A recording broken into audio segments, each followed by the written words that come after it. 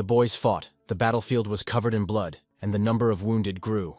They were carried to the rear as quickly as possible so that they could be healed. The girl was overshadowed. And just as she was getting ready to die, someone nearby asked why there was such a depressive atmosphere. It was a healer. He said that he was nearby. So she definitely won't kick the bucket here. The wounds are already healing.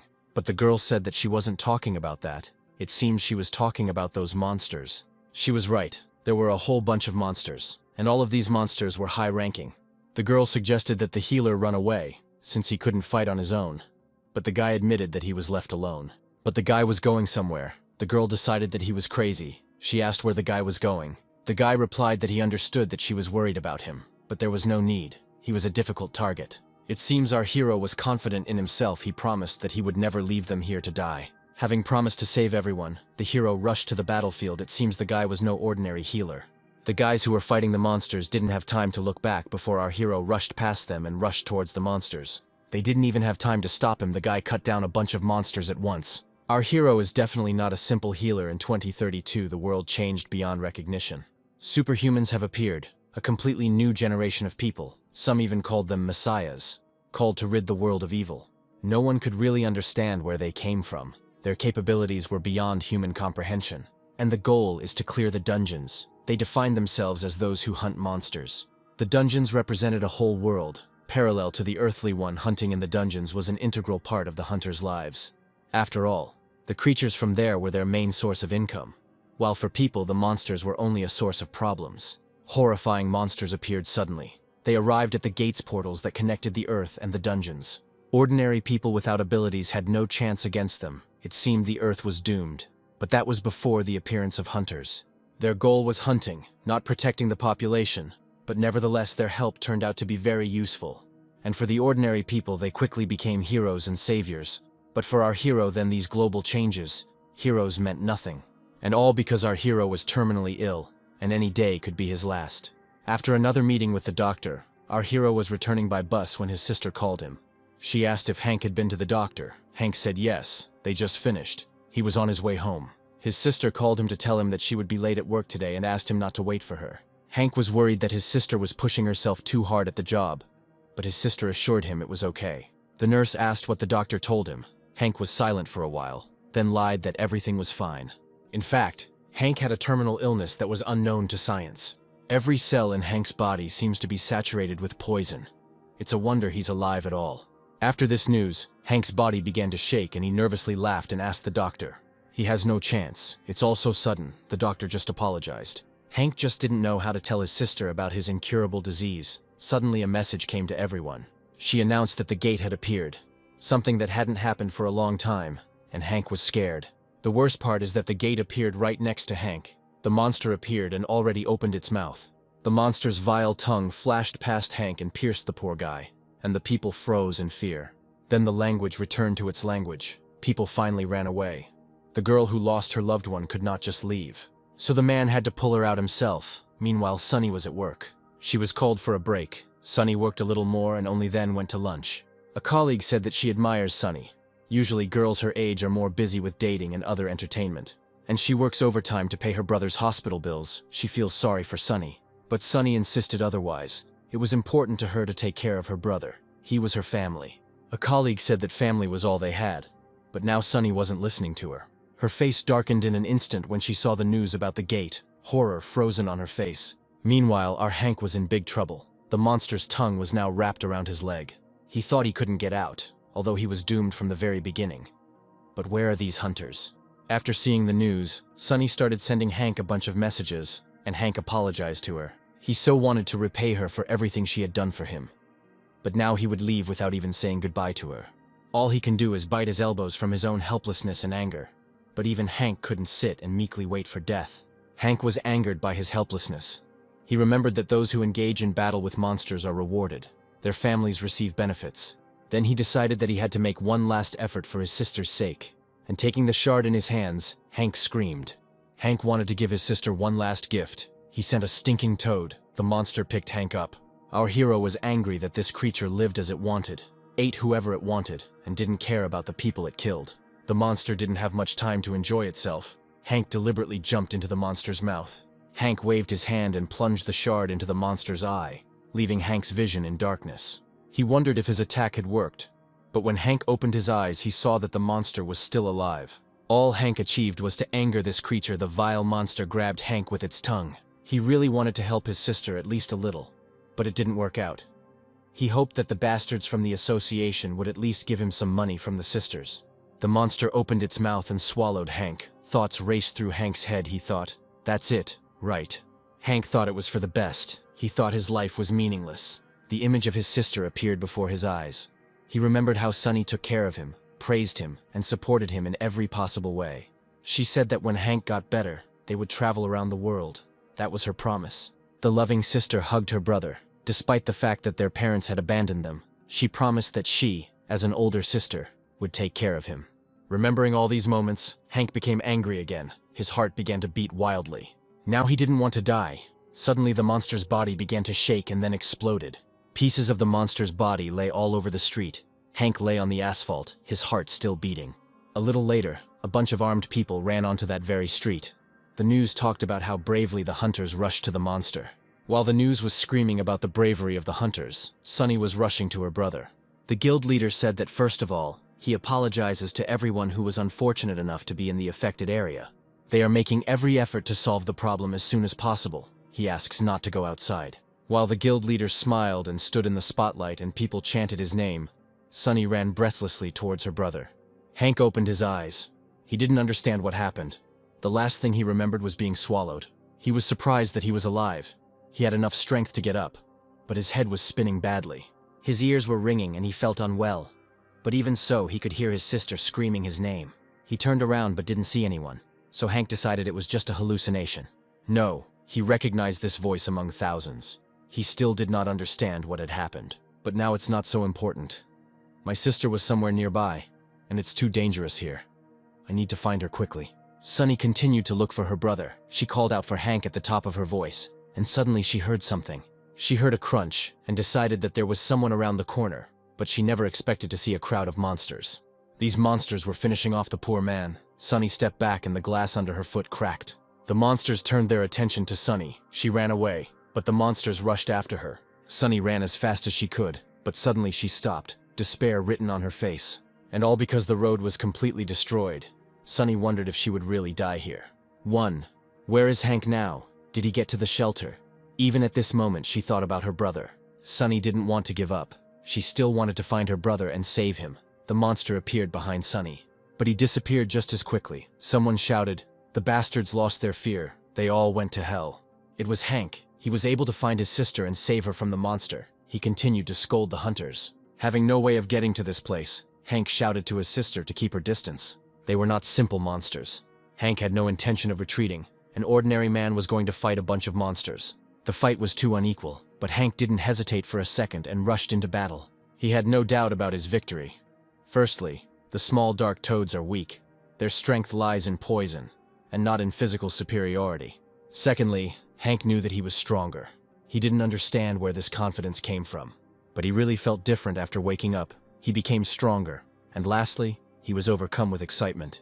It all started out of curiosity. The dark toad's poison is quite potent, so he should definitely have died immediately. But instead of death, the damage to his body suddenly began to heal on its own. And then Hank realized he wasn't imagining it. Their poison had no effect on him. Hank proudly shouted to the monsters that their poison was useless. That was enough. There were still quite a few monsters left, but if he continued to crush them one by one, victory would be his. But fate is a funny thing, and at that moment of confidence, a huge monster snuck up on Hank. Confidence and excitement were able to weaken Hank's vigilance, and the monster attacked our hero. Hank crashed into the wall and seemed to lose consciousness briefly, but his sister's screams woke him up. He opened his eyes and tried to comprehend what was happening, and remembered about the monster. A huge creature in the eyes with everything ablaze. Hank was lucky that he didn't die immediately. But suddenly fear filled him, because in front of this terrible monster stood his beloved sister. Then his strength returned. He stood up and shouted, "He will come now." But suddenly Sunny shouted for him not to come here. Sunny was trembling and in the same trembling voice said, "There is no need to save her. Let her run away." Hank screamed what she was saying. Hank tried to get the monster's attention, but it was too late. The monster had already swung its paw, and the sister apologized to her brother. Those were her last words before the monster tore her apart. Someone like Sunny. She who cared so selflessly for her brother should not die like this. Hank began to scream in grief. He continued to scream. Why did she fight for him? Why? He would have died soon anyway. Hatred engulfed his body. He suddenly felt a raging force inside him. A huge purple snake crawled out of his body. Hank had no idea what it was, but it didn't matter now. The important thing is that this huge snake is capable of killing the vile toad. But Hank only wished for the toad to die, and the snake instantly pierced him. Not far from the battle site, an unfamiliar girl was sitting on the roof and saw everything. She was impressed that Hank was able to summon the Scarlet Viper.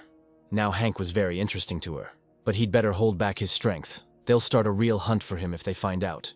The girl was wondering whether she should help him, because the little devil was barely coping, as she herself said. The monsters kept coming and Hank couldn't let his sister die because of someone like him. She risked everything. Her sacrifice will not be in vain. Hank said that he will definitely come back for her. My breathing is getting weaker. I can't hesitate, and I can't escape because of the monsters around me. There was no choice. He would have to fight if she survived.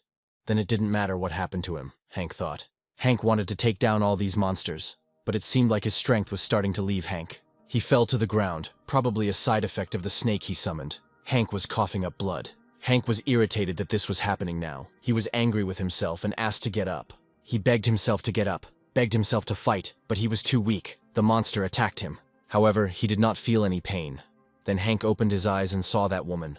She stopped the monster with one hand. The woman said, "The imp had overdone it. Why waste such a powerful ability on small fry? The release of such a quantity of black ether is fraught with consequences." She gave her name. Her name is Carrie. "I'd like to chat some more, but first we need to clear the way," Carrie said, then grabbed Hank. Then she threw Hank back and yelled at him to lie down with his little sister. Hank was shocked that the woman had easily thrown him with just one hand, while Carrie continued to fight. The monster couldn't keep up with Carrie. She was too fast. The monster couldn't even scratch her. And Carrie seemed to be having fun. She shouted that the monster was a complete weakling and happily beat him. The monster was torn apart by one blow from her. She is a high-class hunter, that's for sure. Hank was envious. He wanted the same thing. He wanted at least half of her strength to protect the person dear to him. Carrie suddenly appeared behind Hank and asked why her friend was so sad, that something was wrong. Hank didn't know what to tell her. Then Carrie said not to worry. She would survive. This calmed Hank down a little. Carrie said that his sister was lucky. Not everyone is so lucky. If she didn't know how to heal, she would have died here. She will survive. These words were not a joke. There weren't even any scars left on his sister. Hank couldn't even imagine that combat hunters capable of healing existed. It was incredible. This woman saved his family. Hank could no longer hold back his tears. Hank thanked Carrie for saving his sister. Carrie asked why he was crying. "He acts like he has one foot in the grave. Why is he making such a face?" "Maybe we should stop being dramatic," Carrie asked. But Hank didn't understand. He asked what she meant by that. Carrie said that she was making him repeat himself. Not to worry, he would survive. Having said this, Carrie decided to return to fighting monsters, but Hank called her. Carrie asked what. Then Hank asked if it was true that he would survive. Could he become as strong as her? Hank was barely breathing, but he continued talking. He was fed up with life passing him by. Carrie smiled proudly, then told her student to watch closely. She will show Hank the one and only technique named after her, Poison Rain. Carrie created a huge ball and threw the ball into the sky. Clouds formed and it began to rain. And then she said, "This is the level that the imp should strive for," Hank thought. The hunters are strong. It would seem that this is a well-known truth, but Hank has never seen such overwhelming force. For someone to simply wave their hand and cause rain to fall, riddling all the monsters around. Having gotten rid of all the monsters at once, Carrie asked. He asked if he could do the same, and she guarantees it. He will become the greatest hunter in the world. She gave Hank hope. A little later, Carrie has now become Hank's teacher, but he seems somehow uncomfortable. But Carrie didn't like formality, so she told Hank he could switch to informal form. Then Hank asked, a little awkwardly, if it definitely wouldn't kill him. Carrie acted as if nothing had happened, even though she was holding Hank's leg. Seeing the cute stickers on Hank's room door, Carrie started laughing nonstop. Hank became embarrassed and said he really thought he was going to die. Carrie couldn't stop laughing. She said through her laughter, she said she wouldn't kill him. She just wanted to stuff him with this. "This is black ether." Carrie held out the ball and Hank froze in surprise. Carrie asked if he didn't know what it was. "I haven't even heard about this, but I've heard something about the Yaddlers." Hank has heard about the Yaddlers. This is because the Yaddlers are quite famous. This class of hunters was considered the top one in their time. After one incident, they disappeared from sight for a long time, and it seems that people now despise them. Enemies of humanity, traitors. Hank listed it all. and Carrie looked at him calmly. Then she also calmly said that, alas, she was one of those villains, and Hank became nervous. Carrie said there was no need to worry about it. It wasn't that he was wrong, it didn't really shock him. Isn't it scary at all, Hank replied. She did save him and his sister after all. At first he thought she was crazy. I mean, compared to others, Hank started to get nervous again. Carrie laughed and said, she was even pleased. The Yadlers really are abnormal. It would be better to say, special. Their eccentricity becomes apparent when they fully awaken, and Hank only becomes more confused. Carrie then explained that ordinary hunters rarely die when they awaken, with the mortality rate being less than 1%. Very low, while the Yadlers are dying like flies while they are waking up. It is strange that Carrie talks about it so happily. The reason for the death of the Yadler is very simple. Poison is constantly being synthesized inside each Yadler, and they get worse day by day, and when the concentration of the poison reaches a certain point, an explosion occurs. Hank got nervous because that's exactly what was happening to him. Carrie just laughed. All the pain Hank went through was just a symptom of awakening. Hank is now a Yadler. Carrie was overly excited about the new student, kicking open the door and dragging Hank along with her. They came to the roof of a tall building. Carrie reminded that inside each poisoner, a poison is synthesized. It turns out that for the Yadlers, their poison is both salvation and danger. Suddenly, Carrie took out a syringe. Without further ado, Carrie threw the syringe at Hank, the healing power of the Yadlers surpassing all bounds of reason. No matter what he does, the healing power is always active, and there is no way to get rid of the poison. Their bodies have adapted. Every second they neutralize the poison, turning it into black ether. Carrie happily said that it was a gift for her student. It was an injection of her own black ether. It was time to start training. Carrie seemed to be a very cheerful woman, but an awkward Hank asked if he could ask a question. Hank asked in all seriousness, didn't she say that poison rain was their one and only skill? There was an awkward silence as Hank stared at Carrie, who then ran away from answering. She jumped onto another building with lightning speed, which even impressed our hero. He even forgot about his question, only thinking about how cool Carrie was, how she was moving like a tank. An hour had already passed, and Carrie continued to jump from building to building, and Hank continued to wait for her. Hank asked dejectedly if he could do the same without any physical training. Carrie finally returned to Hank and asked why the student was so sad. Maybe he should try first, and then he'll worry. And suddenly it turns out to be as easy as pie. It looks like Carrie had no brakes. Hank became sad and said that it was easy for her to say that. She was just so strong, so she couldn't understand him. Moron, freak, degenerate, fatherless, and all that. Everyone said this to our hero. He heard it all his life. He knows it sounds like an excuse, but our hero is simply scared. Carrie's smile disappeared. She said she was wrong. This teaching style really doesn't suit him. She should have taken this into account. From now on, everything would be tough. Carrie said it a little too sweetly. Before our Hank could process this, Carrie grabbed him by the shirt and said, the most important thing is his emotions. You need to concentrate on the very tips of your toes, and then direct all your emotions there. Hank tried to appeal to her common sense, but Carrie ignored him. She let go of Hank while talking about how beautiful the blue sky was today. Carrie just went and threw Hank off the roof, then wished him luck. And if nothing works out, it looks like Carrie is really crazy. She still managed to give him advice while Hank was falling. Hank had no choice. He would be smashed to the ground if he didn't do something. You have to at least try. Try to concentrate on the very tips of your fingers. Just as Hank tried to concentrate, the voices of people sounded in his head again. But this time, Hank was angry. He felt as if he was choosing what he would be born as. Then Carrie's voice sounded in his head, and Hank got really angry and swung at it. It looks like Hank succeeded. Well, since he's alive, that means he succeeded. But now Hank is worried about something else. He didn't know how to land now. Suddenly Carrie flew past and praised her student. Carrie said Hank was too fixated on it being impossible, but it wasn't that hard really. She hugged Hank as if he were a lost kitten, and said it was so much easier when your life was on the line. Later, Carrie burned Hank with her cat eyes, and Hank asked her to take her hands off.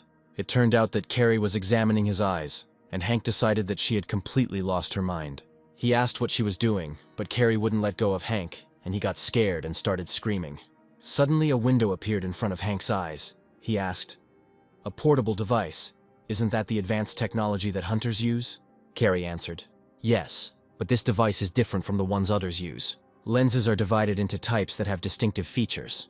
Hank admitted that it was a useful item, but he asked if it was really impossible to give him the lens in a normal way, since she was in a hurry somewhere. Carrie sighed and said, "He has a keen eye. It turns out she's being followed, and it will get hot if she's discovered." So she didn't have to linger. Hank was surprised that she was being followed. but Carrie solicitously stroked his head. Then she said, "Let him find Dr. Jin. He is a genius, the kind you have to look for, and he is also her friend. The device will help find him, so let her follow him. This is her last gift for him." Carrie handed over the sphere and was about to say goodbye to Hank. But Hank could not understand why such a kind person as she was being persecuted. He called Carrie and said that this was the first time someone else had taken care of him, and he was grateful. Hank asked to let him repay her one day. Now Hank is sure that she is the one to whom he owes his life. He spoke confidently. He didn't mind if he had to work hard. If it would help her, he would do anything, really. But Carrie unexpectedly replied, no. It was too early for him to think about helping her. He needed to gather his strength, to become so strong that he doesn't fall into despair when he sees enemies who are many times stronger than him, to become strong enough to protect everyone. Carrie asked Hank to promise her this. Hank confidently answered, "He promises." Carrie praised the baby, and before disappearing, she added, looking at his expression, she believed that he would succeed. Carrie was free as the wind. Those were Carrie's last words before she disappeared. And now our hero's life, which had nothing in it, had a purpose after that incident. Criticism of the guild gained momentum. A huge fire broke out on the internet. But after a few days, people started supporting the Glory Guild again. And after a couple of days, the critics had completely disappeared. And our hero was heading to the mountain. She wrote a note to his sister that he would be gone for a couple of days. Hank looked at the sphere and wondered why Carrie gave him this. It looked like the core of a monster. But Hank didn't know how to use it. Carrie told him to hold the sphere and remember. How he felt when he used the poison step, Hank decided to give it a try. The core immediately began to glow. It seemed to have entered Hank's body. The status of the black core changed. The user's current black ether level has increased significantly. It seems Hank needs to absorb ether to become stronger. Now he was curious about how strong he was now. The system reported that his body corresponded to the level of an E-rank hunter.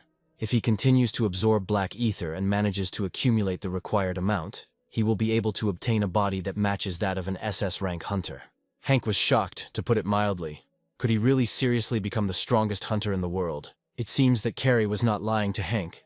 Suddenly, Hank heard the man screaming, "How did you get it?"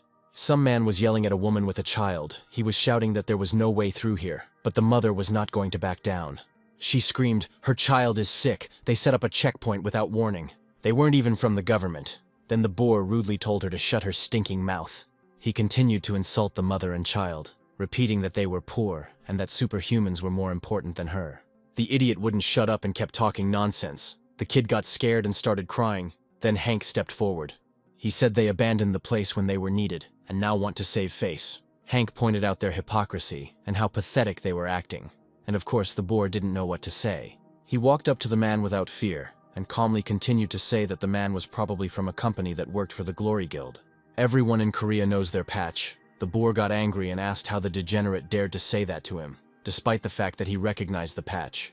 But Hank wasn't worried at all. He seemed interested in learning about his abilities. Of course, this is the first time he's been in a fight. He specifically asked if the boar would hit him, although it would be a lie to say that Hank wasn't scared, because the man swung at him with all his might. The boar couldn't control himself at all after hitting the civilian. He shouted, "This will be a lesson in etiquette." But he didn't expect that Hank would calmly grab his stick and easily break it. Our hero was no longer going to hide. In fact, Hank had never learned to fight. But he stated that after this blow, everything he did would be considered self-defense. His stance was unstable, his breathing was ragged, and the punch he delivered was nothing more than a beginner's punch. But now everything was different. Hank's body was special, so that was enough to punish the boar. It seems that Hank himself did not expect that his blow was so strong the man fell onto the asphalt. And he started calling for help. A pathetic sight. An immature man. Hank told him to stop whining. He reminded the boar that people had screamed when the gate appeared here. They had been waiting. Since they believed that the guild would come to their aid, Hank quickly realized that talking to him was useless. It was just a waste of time, so Hank turned around and went on to look for the doctor.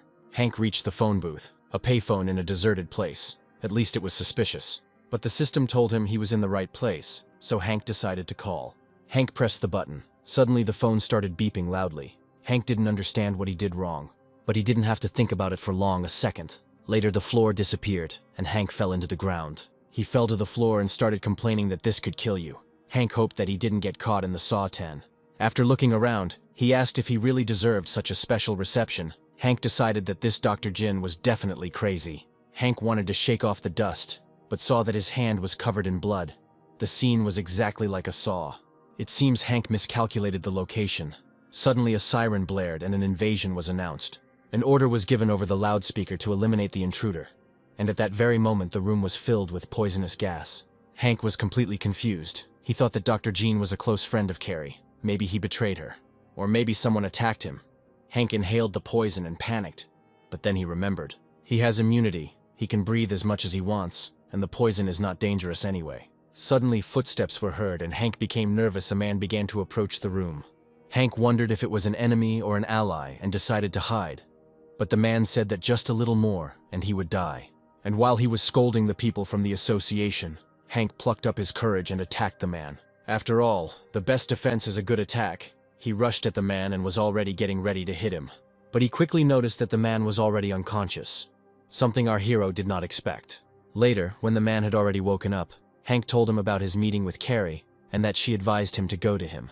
Then the man said that he understood everything and asked to be released, otherwise he was having difficulty breathing. But Hank was afraid that the man would do something again, so he was in no hurry. The man declared that he was not some kind of bandit, but the great Dr. Jean. Then Hank asked why he needed such traps. If it weren't for his immunity, he would have kicked the bucket long ago. Hank warned the doctor that he wasn't joking. The doctor explained that there was no way for ordinary people to get in here. The only people who came here were Carrie and the other hunters. He is a truly talented scientist, and naturally, many people need his help. In the past, he had a pretty hard time because of crowds of annoying cretins. Those were difficult, unstable, but very interesting times. Only one problem was bothering him. The number of people pursuing him was growing. Assassins from other countries, dubious organizations, even hunters from the association targeted his life. There were not many reasons for this, his money or technical skills. But even under the pressure of constant attacks, he survived. However, over time, Jin realized that everyone around him was focused on his life. From then on, he limited all contact with people and began to develop paranoia. And also, he started living in secluded places, like this. But they keep coming. There is no place in this room that is not stained with blood. Hank, after listening to Jean, said that even though he was freeing him, he shouldn't even think about pulling any tricks. And why did he tell his autobiography? Hank asked. Jean answered. Because Carrie sent him. He trusts her almost as much as he trusts himself. After Jin was wounded, he hid in an alley. Then Carrie came up to him and asked what the man was doing in such a place. He was also abandoned. Remembering his first meeting with Carrie, Jean realized that she and Hank were similar. It turns out that Carrie had the same spots as Hank. Jean thought he was the same as Carrie was. Jin said, "Who would have thought that a student would be so similar to his teacher?" Hank didn't understand what Jean was talking about, because he thought that he was the only one with this disease. He thought Jean was talking about him and Carrie being Yadlers, but Jean said that Carrie had the same spots. But Hank didn't believe him, because Carrie looked stunning, so the genie decided to show Hank a photo. He asked Hank to follow him so that he could explain to him what and how things were going here. Jean asked Hank what he thought about the poison being inside his body. Hank replied that he hadn't thought about it. Then Jin revealed that one drop of his poison could kill an A-rank hunter. Hank clearly didn't expect that a drop of his blood would be so dangerous. Of course he knew that he had become stronger. But so much so, ranks don't even count for people. That's how strong they are. And Jin claims that one drop of Hank is capable of killing such people. But Jean quickly cut his joy short when he reminded him that Hank was still a ticking time bomb. Hank asked what he should do. Jean replied that Hank needed to train. His marks are symptoms that show that Hank is unable to control his own venom. They will pass once he starts to control himself. Jean personally trained Carrie. Jean promised to change Hank beyond recognition by the time Hank completed his training. And then Jean started to push Hank. He told him to run, not to relax his stance. He gave him weights. Hank was at the limit of his strength, but Jean continued to drive Hank to the fullest. He did not allow him to relax. 7 days after arriving at the laboratory, much had changed, and the spots had begun to disappear. The first change was that he took off his annoying gas mask. Maybe he started to trust Hank. But when Jin was young and could easily pass for a handsome man, I wonder what happened to him. The second change is that Hank's sister woke up and said that she panicked when she woke up and didn't find him there. She was obviously screaming at the top of her lungs, but Hank had used all his acting skills to make her believe him. The third change is a new device. Dr. Jin began to examine his body, and suddenly he produced a new device. It was an advanced version of the one that Carrie had given him. The time that Jean spent developing it, Jean made it in 3 days. And the biggest changes have happened to his body. Changes that have happened in his body since he started training. They were amazing. Hank removed his bangs and his handsome face appeared. Suddenly Jean clapped. And he said he knew Hank was a hottie, but how can I put it? Hank became like a sex symbol. Then Jean went completely crazy and started shouting about how handsome Hank was, and that he was jealous. Hank didn't understand why Jean was angry, because he thought he wasn't that handsome. Later, Jean was eating and Hank was sitting on the exercise machine. Hank asked if the doctor was bored. He has been alone for so long, how does he manage not to get bored in such an environment, and not get tired of canned food? Jean said that he was not actually alone, it was on his shoulder. Hank didn't understand anything. He looked over his shoulder and saw a dragon, and his reaction was appropriate. Hank started shouting what it was, and Jean, like a fanatic, started saying that these were some of those monsters that the Yadlers had tamed many years ago. The most amazing thing about him is that he is able to absorb the poison of his host, and he also latched onto Hank 2 days ago. But Hank didn't notice anything. Hank himself was in shock that he hadn't noticed the little dragon for 2 days. Hank's sensitivity increased several times, but he didn't even notice it, and the little dragon can even disappear. And that's not all. This is the rarest ability. It is considered rare even among the strongest Esper hunters.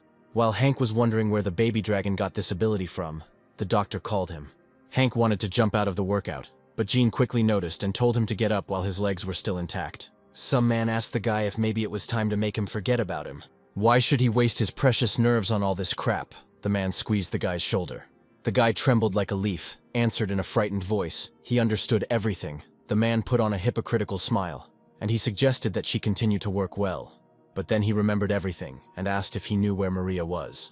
The guy trembled even more, and the man frowned and asked if she had locked herself in the healing room again. The girl stood in front of the altar and trembled. She apologized. The girl was wounded. The Glory Guild had a secret. The person representing the guild was constantly locked in a special room for endless self-flagellation. Feeling guilty about not being able to protect, the man approached and asked how long this would continue. She goes beyond all boundaries of self-flagellation. For someone else, this would have ended very badly. But her self-healing abilities instantly restored her exhausted body. And all because she is the best healer in the world, Maria. The girl trembled and said, "Many innocent people died. More than 500 people died. How can the leaders say that they did everything they could? They have no right to say that. Why did they sacrifice them? The head is clearly tired of her self-flagellation." The man continued talking, but Maria could not calm down. She cried and screamed that they could have saved more people. Then the chief said that the monsters that appeared this time were not like usual. He shed a theatrical tear and said it was because he wasn't good enough. The leader began to play on her pity and made himself out to be a victim. Maria, a naive soul, immediately fell for it. And the leader continued to play his role, shouting about the poor people and how he had let them all down. Of course, it was all just a pretense in reality. He didn't care about people at all. He felt like throwing up because he had to do such things, and naive Maria started crying. The chief smiled again and asked if Maria would like to visit the Hunter Examination Center. They need to recruit new talents to save more people. The devil really does wear a suit, smile, and have perfect looks. While he pretended to calm Maria down, he thought that the monsters really were strong this time. So who the hell could have dealt with them so quickly? That crater is especially scary. And the man who dealt with the monsters was now training in a closed laboratory. The head of the Glory Guild was irritated that he didn't know a person with such power. Jin asked what path he would choose. Maybe a knight. Hank replied that he was thinking about something else. The leader was choosing guys for the guild. The only thing missing was a healer. And Hank chose to become a healer himself. He wanted to do what Carrie did for his sister. The chief said that healers are a rarity, and it doesn't matter if some poor people die. Hank spoke enthusiastically. Now he was sure of one thing. He would become a hunter, and he should visit the Hunter Examination Center. The guild leader said the same thing. A little later, Jean and Hank said goodbye to each other. Jean had managed to become attached to him. Hank promised that he would visit him and ask Jean to eat well, because canned food would lead to no good. Jin laughed and agreed, then said that Pori could go with Hank. Then Jin said goodbye to Pori and asked the little dragon to take care of Hank. Hank returned home. As soon as he opened the door, his sister grabbed him and started scolding him for daring to leave, leaving behind a pathetic piece of paper. Hank tried to say that he would explain everything. His sister turned out to be very strong, since she was able to hold Hank like that and almost strangle him. After many hours of explanations, Hank avoided his sister's gaze and added, "That's how it was." Sunny asked if he was sure about the man who saved him. Hank asked in what sense. She was more suspicious than Hank. She doubted even that Carrie had told him her real name. Sunny was worried. She thought that such a strong person had no reason to save them. But Hank insisted that Carrie wasn't that bad, so Sunny said in a serious tone, "It doesn't happen that someone does something good for nothing if he gets something. Then one day the time will come to give something in return. and she is afraid that the price she demands will be too high. Sunny continued to raise her brother like a little child, and he nodded vigorously. But of course, she was right. She sighed and asked if he really wanted to become a hunter. Hank nodded a little hesitantly. But the sister, unexpectedly, easily supported her brother. Hank asked in surprise why her. Sunny stated that whatever Hank does, it is his choice, and she has no reason to stop him. Hank's sister was really cool. Hank nodded. She always was. He said he thought a lot about everything. He came to the conclusion that everything that happened to them could have been prevented. He wants to save people. He doesn't want history to repeat itself. He wants to try. Although he doesn't know if it will work out, his sister smiled brightly at him and said that Hank will become a hunter greater than anyone else. Sunny worries about him more than anyone else, but at the same time, she also believes in him more than anyone else. Ironically, the second person to predict this for him, Hank smiled and said he would do everything in his power. A little later, Hank learned that the entrance fee for the exam was 50 million won. It was time to go and earn money. He, like a grown-up boy, decided to earn money himself. Hank has come to the Poison Dungeon, a place where his dungeon dreams will come true. And not only the dungeon itself is poisonous, but also everything inside these are the least popular types of dungeons. Usually people and hunters prefer to avoid them. Everything around is fenced off, and access is very limited. The problem is that the larger the restrictive zone, the more problems there are. Hank gathered his courage and went into the dungeon. It was a whole parallel world, like some kind of game. Our hero felt the air around him was filled with poison, as one would expect from a poisonous dungeon. Other hunters wouldn't even be able to breathe here, but that's not the case for our hero. There wasn't much time before the exam. Hank hoped that he would quickly be able to find what he came for. Suddenly something moved and a huge monster appeared from the forest. It was time to panic. Hank hoped that the monster didn't notice him. The monster was weak. Hank could defeat it. Another level is D, but another level implies other types of attacking abilities. Something beyond the physical. In other words, this bastard's complexity comes from the strength of his venom. He's either equal to or weaker than Hank in level. Well, that's what Hank thinks. But Hank is still nervous. Hank's hands were shaking. He tried to calm down, continued to scold himself for not being able to pull himself together. Memories of the first battle appeared before his eyes. But then the dragon called out to Hank. The baby seemed to be worried about Hank, so Hank thanked Pori for his concern, and Pori was happy. Thanks to Pori, he came back to normal. The monsters must have found Hank by now. There are more and more of them. Hank rummaged in his pocket and happily pulled out that thing. He thought he could kill all the monsters with a square. Earlier, Hank asked Jean what it was. Jin replied. He thought that Hank needed a weapon. He needed to squeeze it in his hand and shout, "Move!" Little Hank was doubtful about the weapon, but still said the right word, and Jean explained. This device is shaped like a cube only when it is not active, but as soon as the code word is said, it will change. Its functionality is infinite. It reacts to Hank's ether, increasing its output and changes at the will of the owner. The original device of Dr. Jin, the genius of the century, will be no bigger than a dagger. In any case, Hank would not lose. The hunt would begin. Now Hank was confident in himself. Hank swung his dagger and the power was so great that Hank cut through trees and monsters as if it were a piece of paper. Pieces of monsters fell to the ground. Hank was covered in the blood of these monsters. He was worried that his sister would be angry with him because his clothes got dirty. Then Hank went to collect poisons. The user's black ether level was increased. A satisfied Hank ate his fill of poison. For the kid it was like a buffet, and he went on eating. He found another monster corpse and ran towards it happily. This dungeon was just made for him. Counting this monster, it's only 50, so Hank will definitely score around 300 points today. But the more Hank looks at it, the less he understands. One hit, one kill. Hank understands that the amount of ether changes are closely related to the user's power level. But even so, it's too powerful. Hank only made a small cut. But the monster still died, without even having time to fight for its life. In the synergy of Hank's poison and the blade, one rule appeared. Whoever this blade strikes will die with one blow. The synergy between the device and the poisoner nailer is too strong. So, who knows? Maybe he is already one of the strongest. Hank was proud of his strength. Hank decided to open the status window. If the dungeons make him so strong, then he can't forget to monitor his progress. He was so excited when he opened the status window. Hank hoped that the status was close to B or even A class.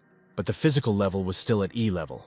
But the healing was at SS rank. Hank was a little upset. However, who cares about this physical level? He is still going to become a healer. Little Hank laughed a little, then calmed down and decided it was time for him to go home. After all this time and still not finding the plant he came for, Hank decided it was a waste of time. He hoped that he would have luck in the next dungeon. But suddenly he felt an eerie feeling of anxiety. There is someone in the forest. That creature is on a different level than the monsters he met earlier. A terrible monster came out of the forest. The name of the creature was a leper hyena. It was very poisonous. Even without looking, you can tell it's the dungeon boss. The target's combat skills are many times superior to Hank's. Hank visibly shook with fear, but he tried to pull himself together, because his poison was stronger than anything here. But the physical level is still a big problem. His physical level is 2 ranks lower. If we compare it, it's like a child going up against an adult. No, the difference in strength is even greater. Hank was wondering if he had a chance. Pori was also shaking with fear, so Hank asked him to hide for a while. He needed to focus quickly. Hank believed that if he kept an eye on him, everything would be fine. But the monster turned out to be incredibly fast. The monster instantly appeared behind Hank. He couldn't defend himself. The monster attacked Hank before Hank could blink. Of course, it was very painful. Hank felt real fear. He didn't even see the monster's movements. Hank wondered if he was going to die here. But this thought angered Hank himself, and he began to scold himself. Why on earth should he die here? Hank also called himself a mongrel, funny guy. He lived in torment for so many years, so why the hell should he die in a place like this? Having calmed down, Hank noticed that for some reason the creature had frozen. Perhaps it was waiting for its poison to take effect. Well, that's her biggest mistake. Now Hank has a chance to win. The audacity of a monster. It will become what will destroy him. Hank confidently called the monster and told it to attack. First you have to exhaust the monster, and then you have to trust your high status as a healing power. Hank let the monster bite him again. Healing and poison, 2 opposites. How do they get along in the body of a Yaddler? Usually, for a Yaddler, healing is just a method of survival, a cleansing poison in the body. But the most interesting thing is where the resignations of the healing power go then. The healing simply circulates mindlessly throughout its host's body, and Professor Jin knows this. More than anyone else, Hank just needs to get these chaotic currents in his body together, to concentrate the poison and healing into a single whole. The limit that Hank's body will reach transforms into Professor Jin's 3rd original device, the circulator. Now Hank was more confident. He could start the 2nd round. The monster would have to try hard to kill little Hank. The monster also quickly attacked Hank, and it was Hank who was injured. The monster was still full of strength. The fight seems to be dragging on. Healing is helping Hank heal his wounds, but his strength is quickly fading. And the monsters apparently got bored. It was as if he was mocking Hank, showing how bored he was. The monster was holding up much better than Hank had imagined. And now Hank was worried that he had underestimated it. And now the monster was attacking Hank again. More than an hour had already passed, and this freak wasn't even tired. The freak also hits accurately, and Hank didn't even land a single real blow on him. His wounds are only increasing, and it seems that by simply wearing this creature down, Hank will not achieve victory anytime soon. But everything is not as bad as it seems. Hank is already beginning to get used to his movements. The fight was certainly unequal, but not impossible. Although there was a reason why this dog was so impudent. It was that she understood on an instinctive level how important strength of spirit is in battle. Hank is tired, but he has no right to show it. As soon as he shows it, he will die. The monster attacked Hank and he flew into the forest, leaving behind a huge trail. Hank crashed into a tree and said in annoyance, the monster sent him flying. Hank was probably angry at himself.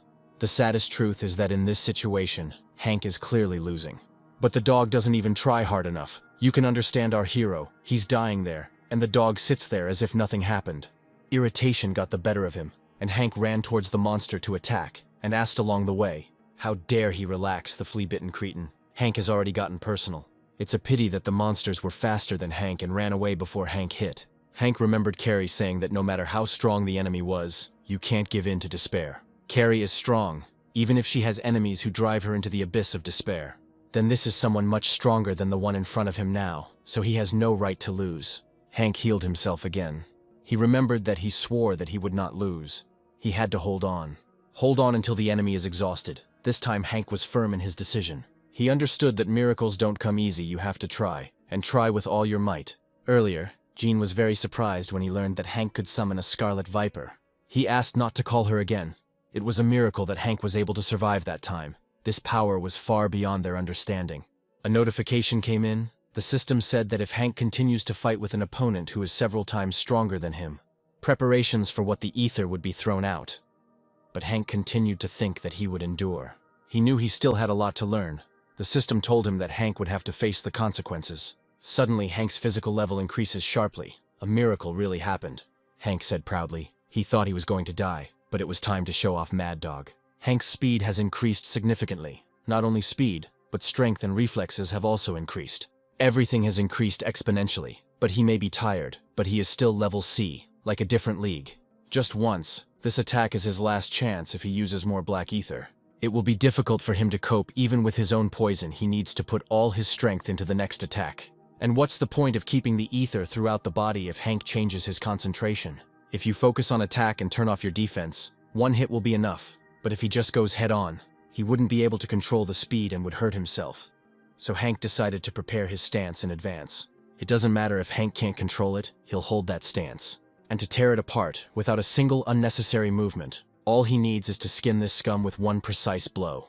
At least it wasn't in vain that he exhausted the dog, the monster, and Hank instantly came closer to each other. And here's another miracle. Hank cut the dog's head with his dagger. Hank was able to win. But there is a problem. His clothes are completely destroyed. No big deal. He looks pretty good anyway. Hank hoped that the monsters in the next dungeon would not be so difficult. Well, our hero came to the dungeon again.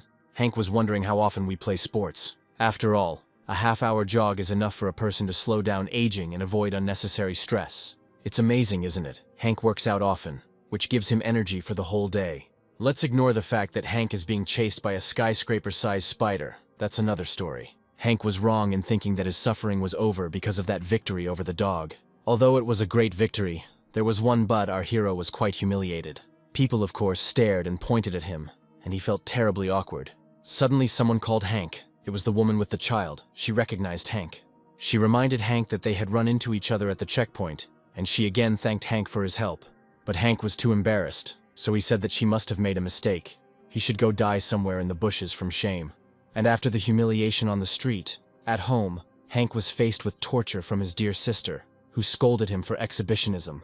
It was a terrible day. If it weren't for all this, he wouldn't be crying like a child now. And this ugly thing, not only does it look disgusting, but also because of its enormous size. Every inch of her disgusting body was under a microscope, as if Hank could finish her off. They would have given him a medal for saving the minds of billions. But Hank slipped through a small hole and was saved. Hank turned around and saw an incredible flower. It was glowing. Hank found a mystical flower. The flower he was so desperate to find, this bronze sunflower, has a special feature. Change its color depending on the difficulty of the dungeon. It is called gold. The silver and bronze flowers of the sun, respectively. Hank found a flower of no quality, bronze. If you think it's worthless because it's of such low quality, then you don't know anything about growing weed. This flower is worth no less than 10 million, and its price, if it were of the highest quality, would reach 50 million won. A crazy amount for some flower, but all the good stuff is inside. As always, it's like that flower from Rapunzel. The healing properties of the flower are comparable to the abilities of a CC rank healer. Even a bronze flower has tremendous healing power. These flowers only grow in poisonous dungeons, and that's one of the biggest pains in the ass. Hank decided to run away from the monster, but the spider still found him. Hank can of course kill it with his dagger. And its size doesn't really fit into this cave. Everything is much simpler than with a hyena. But once the dungeon boss dies, the bronze flower of the sun will wither along with him. It turns out that he needs to take control of the boss, and only then take the flower. But Hank isn't his sister. He can't go after the monster with his bare hands. He seems to be at a dead end. Suddenly the system reported that there was an idea. Hank did not expect this. The system used white sleep. This is not a deadly dagger mode, but a second mode that allows you to take control of the enemy, put them to sleep, or paralyze them. Hank didn't know the dagger could do that. It was Dr. Jin's custom mode for those whose skills were attack-based. It's amazing what kind of monster Jin created, but if it weren't for Jin, Hank wouldn't have had a chance to win. Hank was unhappy that he only found out about this now. He asked the system why he was finding out about this now. The system asked boldly, well, Hank didn't ask. What does it have to do with it? This upset Hank even more. Then Hank told himself to calm down. Now was not the time to lose his temper over some bullshit. The system indicated that Hank's breathing had quickened, and his blood pressure was acting up. Hank asked the system to shut up. Hank called the spider, and for some reason decided to introduce himself. It was strange that the spider listened to him. And while the spider was distracted, Hank delivered his blow. One blow was enough to put the spider to sleep. Hank admitted that it was a good ability. Since the boss was now sleeping, he could go get the flower. The spider really fell into a deep sleep. Finally, the flower will be with Hank. Now he is rich. Suddenly, Pori crawled out of the jacket, apparently expecting him to eat the flower. But Hank told him to crawl back in. It's not food, Pori made a face. But it didn't work. Hank said it wouldn't work. In the future, when he grows up to be a good boy, he will give him something better. Hank was interested in how Jean and Carrie were doing. They were so insistent that Hank find this flower. They said the same thing. The most important thing in this is money. Jean shouted that Hank had to find the bronze sunflower, even if it meant risking his life. Carrie said that any component related to healing is associated with poison. Let him remember once and for all, this is their motto, opposites always attract. But Hank didn't get the hang of it, he asked. What's in it for him? The teacher is a real pro at passing off all sorts of nonsense as something cool. Then Carrie gave him a flick on the head and told him that he would understand everything later and that he should not contradict her again. But Hank still doesn't understand why she hit him then. Hank could only complain to Pori. But selling a flower is a real hassle, so why can't you sell it to some store? Hank was too lazy to deal with it. An underground economic center, that is, a black market. Hank felt the cold stares and asked Pori to boldly bite anyone he considered suspicious. He finally reached the black market and was quite disappointed. He thought that this place was a huge dump. It's amazing how suspicious characters from all over the world have gathered here. At first, it seems like absolutely everyone is out to beat you up. Well, that's obvious. A beefy knight of the E rank and a skinny knight of the D rank, who will win? If they were ordinary people, someone with tremendous physical strength would clearly have an advantage. But what if we are talking about hunters? The tiny D-level knight is an unrivaled killer. The question is different. Why is the big guy naked? While the outcome of a battle also depends on their skills and experience, it is no secret that higher-ranking hunters are much stronger. In the world of hunters, there is nothing more important than rank, and when you don't have a reconnaissance device, then you always risk finding yourself in a similar situation, judging your opponent by his appearance. Simply put, the black market is a lawless place, and there's nothing to do without a gun. But there's definitely something wrong with that D-rank guy. Hank found reconnaissance-type devices. The functionality is much worse than the first model. It can't even determine the hunter's level. The price scared Hank too much. This thing cost 20 million. Hank put the thing back with trembling hands. Hank thought it was a pile of metal and didn't understand why it was so expensive. But as soon as Hank put the thing back, a guy came running. While Hank was wondering how many boxes of ramen he could buy for that price, the boy was delighted with his find. He saw the price. Hank decided that the guy would also be scared. But the guy unexpectedly said, "It's practically free." The wonders of the black market. But Hank has no time for that now. He needs to find a place where they sell flowers of the sun. But Hank didn't see anyone selling a flower here. Suddenly Hank heard Pori squeak. He turned around and saw Pori biting and hitting some stranger. Then Hank ran up to them. It seems that Hank forgot that he himself asked Pori to bite suspicious people. Hank wanted to heal the girl. But then the girl stood up and grabbed Hank's bag and ran away. The naive boy just stared at her. And it looks like all the weirdos of Korea have gathered here. She used a hidden technique. So the bag is gone too. Hank noticed this only now. What a disappointment. Time to get out of here. The girl ran into the alley and said happily, she finally broke away. She thought he was strong. While she was laughing at Hank for bringing a bronze sunflower here in a regular bag, she bumped into our little one, and the little one was very unhappy. He asked who she called weakling. The girl got nervous and asked how. Hank asked what difference it made. Did it matter now? He praised Pori and told the girl to return the package to him. If she gave it to him now, she would leave in one piece. The girl said she might not repeat it. She doesn't think she can stand up to him in a fight. Hank was pleased that the girl gave in surprisingly quickly. He extended his hand. But the girl suddenly walked away and asked if she didn't want to make a deal with her. Hank asked why. The girl replied that she was born and raised in this place, and that she knew every nook and cranny of the black market. There are places here that ordinary people have never heard of. Hank asked incredulously what she wanted in return. The girl replied that she would advise him on a great place to sell, and that the cost would be divided by 6 and 4. He is 6, she is 4. Hank was angry, thinking that she was trying to deceive him. She doesn't seem like a bad person, so he wouldn't want to fight her. But still, Hank decided to intimidate her. Hank released his creepy aura and asked if she was trying to fool him. He was about to spare her, but he thought it would be better to finish her off. The girl became noticeably nervous. Then she gathered her strength and shouted, without threatening, that she thought he would have managed to find her if she had really wanted to hide from him. Hank asked if the place where his familiar bit her itched, didn't it? Of course it itches, but Pori's poison is not capable of more than that. But she doesn't know that. And Hank began to skillfully lie that his familiar's poison was capable of killing even an SS-rank knight. Even Pori decided to play along with Hank, and made a face that in the black market, the one who is left looking like a fool loses. And in such battles, the most important thing is to look strong, even if you are not a real Scarlet Viper. But this is enough to make the enemy believe his words. Our fool made the girl burst into tears. Fear overwhelmed her. Her thoughts became confused. The enemy began to connect the pieces of information together, thereby further convincing himself of what Hank needed. Hank spoke like a bully from Disney movies. She won't be able to run away. He will get her everywhere. This is the strategy of the winners. The girl burst into tears and asked the madman to spare her. Hank agreed and finished his tricks. Maybe he went too far, Hank thought. However, her stealth skills would be difficult to deal with, even though Hank pretends to be calm. But in fact, he somehow found her. If she had made more efforts to escape from him, he would have been powerless. Hank introduced himself and asked her name. The girl answered, Becca. Hank is glad that everything turned out this way. Then Hank asked, since they were now friends, maybe he would do him a favor and let him accompany him. They came to some man who was eating something incomprehensible. He said he was curious who his kitten had brought with her. Surprisingly, he turned out to be an extremely interesting young man, and Becca introduced him to the leader. The man introduced himself. His name was Chuck, the most powerful man on the black market. He's the sworn father of the black market. Hank decided to play tough guy and asked, so Chuck runs the place? The creepy man said, you could say that. Then Hank asked, how strange, doesn't Chuck think? He came here only to make a deal, but unexpectedly such a high-ranking person appeared before him. And this is for some kind of deal. Hank was very suspicious. Chuck said. His precious daughter came to him. Shouldn't he, as her father, look into the situation? But Hank wasn't convinced. He said Chuck didn't seem too bothered to call her his precious daughter. But Chuck just said, enough of this chatter. On the black market, the one who gets screwed loses. This is bad. This is too much. Chuck burst out laughing and said, kid, it seems he can't hide his emotions at all. By the way, the meat he eats is clearly monster meat. So why does he eat such game? Hank said he thought Chuck was one of the monsters, but this was beyond his comprehension. Anyway, it's better to get this sorted out as soon as possible and get out of here, Hank asked.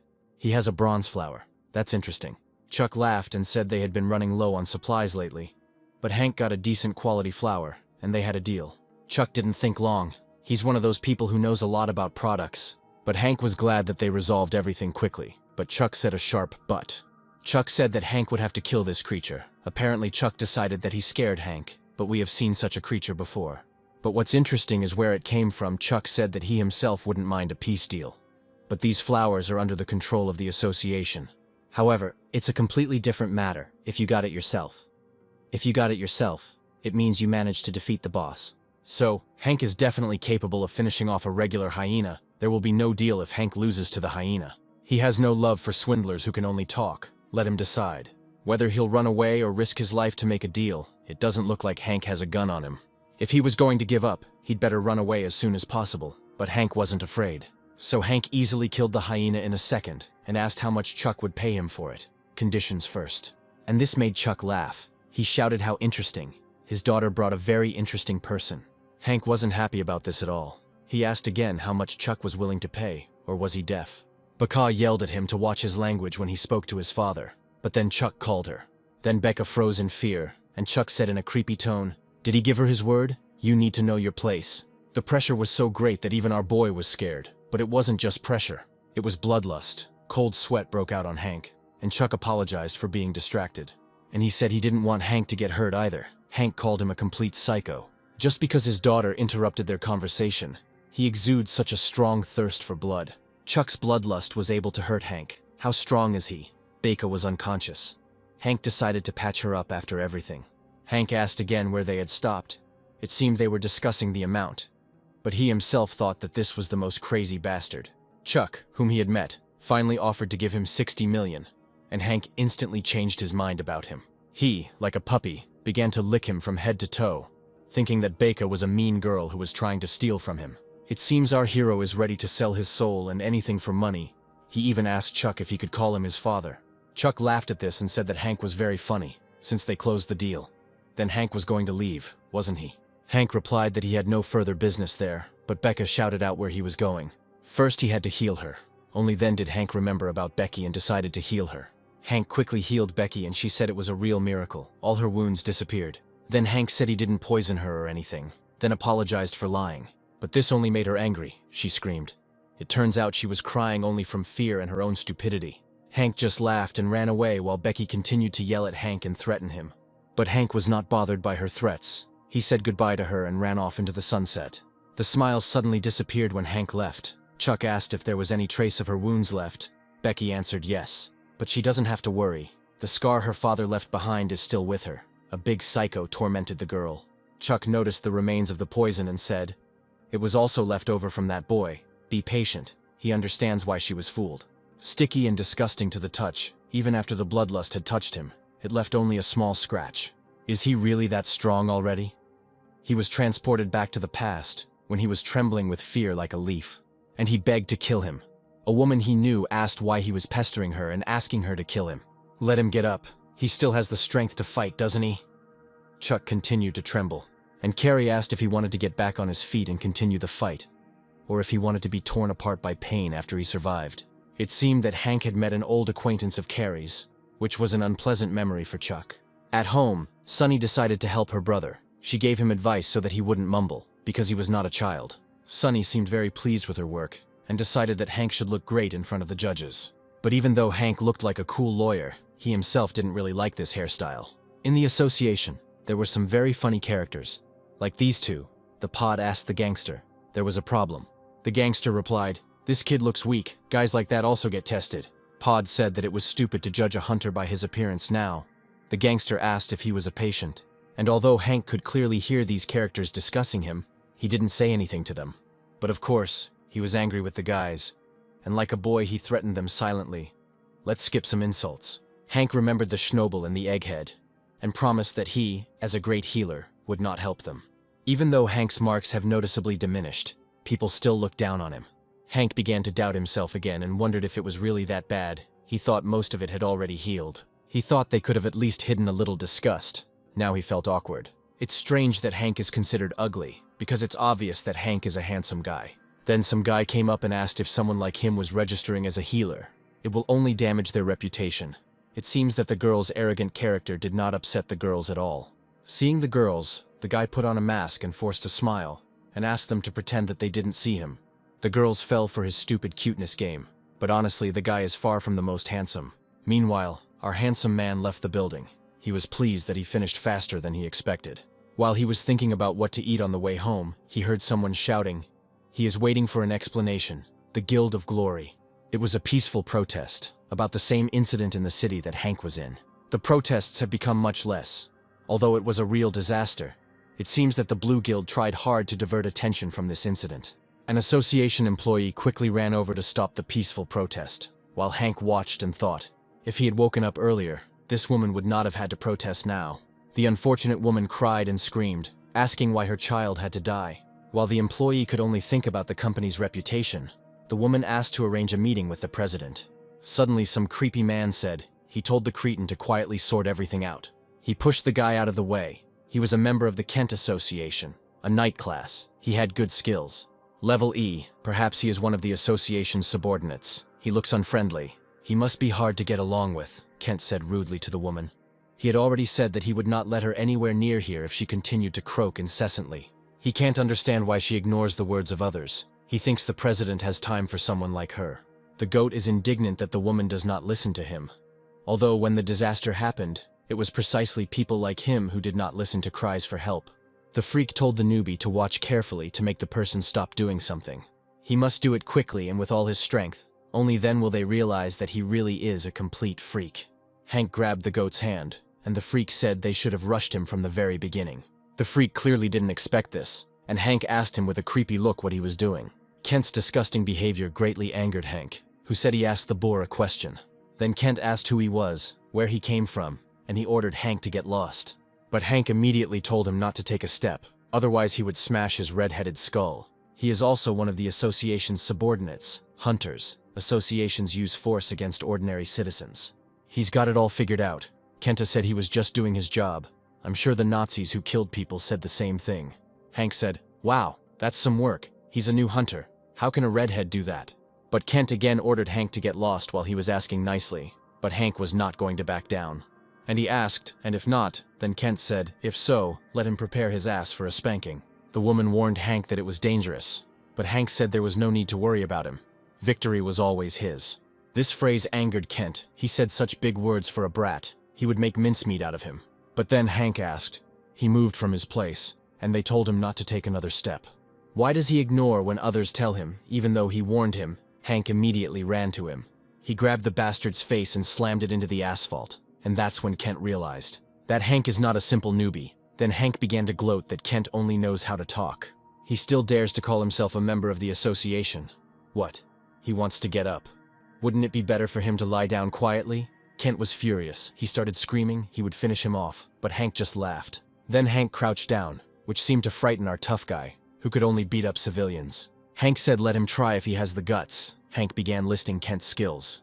And at the end he added, an imperturbable face on the battlefield. That's the funniest thing. Kenta was scared. He didn't understand how Hank knew about his skills, but Hank grabbed the guy's badge. He said that if Kent represents the association, then let him comply. Kent's sharp tongue suddenly disappeared somewhere. Apparently, the forces were only enough for civilians. Now he's not so cool. And Hank said that what he needs to protect is not the reputation of the Glory Guild. And why are there only hunters around ordinary citizens who pretend to be gangsters? At that moment, the Glory Guild arrived and the leader asked what he had done here. On the territory of the Sacred Association. If he wants to cause a commotion, then let him do it somewhere else. It's time to explain the SS rank, the highest level of human strength, and the hunter himself. Death, defeat, or despair are the dangers that every hunter faces. But these guys are different, because they are not ordinary hunters. They do not know defeat. SS rank hunters never despair or give up, because these are hunters. They can perform real miracles. That's what SS ranked hunters are. Such were Maria and Mr. Hypocrite, that is, the head of the guild. And he said that he came out here because of the noise. It would be great if they defended the city as well as they defend their territory. The chief said that the guy, having accomplished a great feat, not only raised the association's ears, but also attacked his member. The newbie was apparently getting cocky, but the leader's speech didn't impress Hank at all. But the leader wouldn't shut up. He said he thought he could impose his opinion on others because he was strong. What hypocrisy. While he was saying that you need to think with your head and so on, Hank interrupted him saying, "That's complete nonsense." What immediately infuriated the sensitive leader. Hank responded by saying his thoughts out loud without thinking. But if he wants to stop them, shouldn't he do it in the right way? He understands that this whole situation looks absurd. And it's easy for newcomers to misunderstand that it's forbidden to attack members of the association. But can a hunter use his power on ordinary people if it is allowed? Then he apologizes. He wouldn't have stopped him if he knew it was normal. He's talking about whether a knight is allowed to attack townspeople, but since someone as clueless as he is, he got involved in it. That's it. He must be punished, right? The boss started thinking about something. He looked at naive Maria, who was so naive that she didn't see what was really going on. Although maybe she's just stupid and really doesn't know that the boss is a hypocrite. He sighed and admitted that he was wrong. And he said that the hunter who attacked a defenseless person would face punishment. And as for the victim, the fat man next to her turned out to be the vice president, and he said he would take her on. Then he said that he would go first, but the head decided to leave the meeting for later. Hank sighed, saying he was lucky it hadn't gone too far, that's all. He's not leaving, Hank asked. The boss asked what he was doing. Hank replied, he really doesn't know. Well, okay. And he said that the woman was from the area where the disaster happened. She lost her child in that incident, a terrible loss that could have been avoided. Doesn't the president think that this back is too clean? There is not a single spot of dirt on it. It's a nice-looking building, but the area is still stained with blood. He is from there too. He thanks for the excellent protection of the area. He was glad to hear that there were not many casualties there. But what's interesting is why the president wasn't there, Hank asked seriously. He honestly tried to understand them, but they didn't even try to save them. He blames them, although they have nothing to do with it. Earlier, Jin explained that he checked CCTV footage in the area, and he can say that if the Glory Guild had been there, the number of victims could have been halved. Hank told the hypocrite that it wasn't even that. As far as he knew, the boss was hard to deal with. Why did the head of the organization abandon the lives of those whom he could have saved? Let him at least say something. But the chief remained silent, which angered Hank, and then he shouted, "Stop being silent."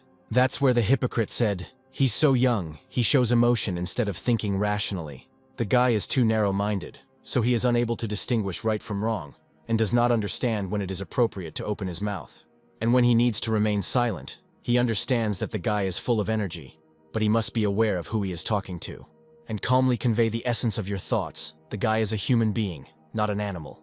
This made Hank even more angry, and he said that he, an animal, should know who he is talking to. The president knows how to sound convincing. How can he not know who the leader is? He is the #1 knight in Korea, who was defeated by Kang. The sensitive leader was upset. Hank's words seemed to offend the sissy, and he said he was trying to be polite to the newcomer. But does the newbie think that he is going too far? Or is the guy just too confident in his abilities? It seemed that the sissy had managed to forget that the impressionable Maria was next to him, and Hank hoped that the leader would continue talking. Hank summoned his powers. Then the leader asked if the newcomer had completely lost his mind. Even if Hank isn't strong enough, he will never bow his head to this hypocrite, Hank said, asking if he is too confident in himself. No one can know for sure until they test themselves. He suggested that the boss test his abilities, while the rich kid stood and drank his juice. People noticed him and started saying that he looked even more attractive in real life. And this irritated the rich kid. He wanted to quickly give them an autograph so as not to attract attention. He brazenly said, "Let them give him a pen and a piece of paper." The guys asked what, he repeated. The guys still didn't understand what he was talking about, and the rich kid said they were going to get his autograph. But judging by the faces of these guys, it was clear that this was not so. The guy answered, "No." However, this did not convince the rich kid, who, with his rose-colored glasses, said, "This popularity, after all, they came up to it themselves." The guy said that the rich kid made a mistake, then pointed somewhere and said that they meant him. He definitely knows this hunter. He is the president and an SS rank knight, and there is someone else nearby. The boss said that he would forgive the newcomer if he apologized immediately and let him make a decision he would not regret. But the little boy raised his hand and said, "It's nice, of course, but his left hand doesn't like it." Then the chief said, "Apparently, the newbie decided to dig his own grave, and it would be an expensive lesson. Although who cares, the newcomer will be an exception, only the hypocrite showed his face." By attacking Hank, as Maria said, the president's joke went too far. She created a shield in front of Hank and said she understood the president's intention. He was demonstrating his power. To inspire the newcomer, it seems that she is truly stupid. Although in every pool there is a fool. Maria said people might misunderstand him. The chief didn't even notice the crowd that had gathered while he was talking to Hank. People believed Maria's nonsense about a show of force and began to praise the guild leader. They started saying that the newcomer won the loss after seeing the show of strength. Then the hypocrite forced a smile and said that he was a little embarrassed to teach a newbie without demonstrating all his abilities. How disgusting, shameless freak. I even want to vomit from the hypocrisy of this man. Hank was furious that his plan had failed, and the boss said that they would be seeing each other quite often from now on. Maria asked the chief to stop, then called Hank and said that she was very sorry. She has nothing to say about the gate incident, but promises to give an appropriate apology and compensation to the victims. Hank must have felt bad about these words. He said that this area is under the control of the Glory Guild, and they were obliged to protect him. Even a 3-year-old child knows this. It turns out they didn't keep their own promise. It was clear that Maria had nothing to say in response. And Hank said that they don't need apologies for show. What they need is the strongest shield. And it's a miracle. Why these apologies and compensation? What's the use of this when people are already dead? Maria admitted that everything Hank said was true, and that he was right. It was on their conscience. Some might think Hank was a little brat, but he got all the attention from these jerks. Those who didn't even lift a finger to protect those people. He is filled with rage when he remembers his sister, who almost died because of them. And these freaks think that they can cover it up with money. Hank was angry at himself for trusting the Glory Guild. He turned around and said that the dead could not be brought back. Maria called Hank to stop them from using people's lives to further their own business. She asked if she could find out the class he had indicated when he applied. Hank replied, "The healer. He also cannot save everyone, but he will not abandon people as they did." He left, and the leader said, "How unexpected. He is a healer. He has a heavy ether for a healer." It looked like he would be an outstanding healer. Hank walked home, still angry that the plan had failed. He had no intention of fighting him, thinking that he would win, because thanks to the scandal that the association member had caused, people had gathered around. But first of all, Maria, she would have intervened and stopped the fight. But at that moment, Hank felt insignificant. He hid his fear well in front of the boss. He was upset that his progress was not as great as he thought. He still had a lot of work to do. Hank came home. It seemed they had guests. Hank said hello to his sister, who was talking to someone. My sister was holding a box with a bunch of junk, and someone was saying that all these things were trendy. Sunny finally noticed Hank and asked when he became friends with her. She's such a cutie. Someone said they were expecting Hank, but Hank didn't seem happy to have a guest.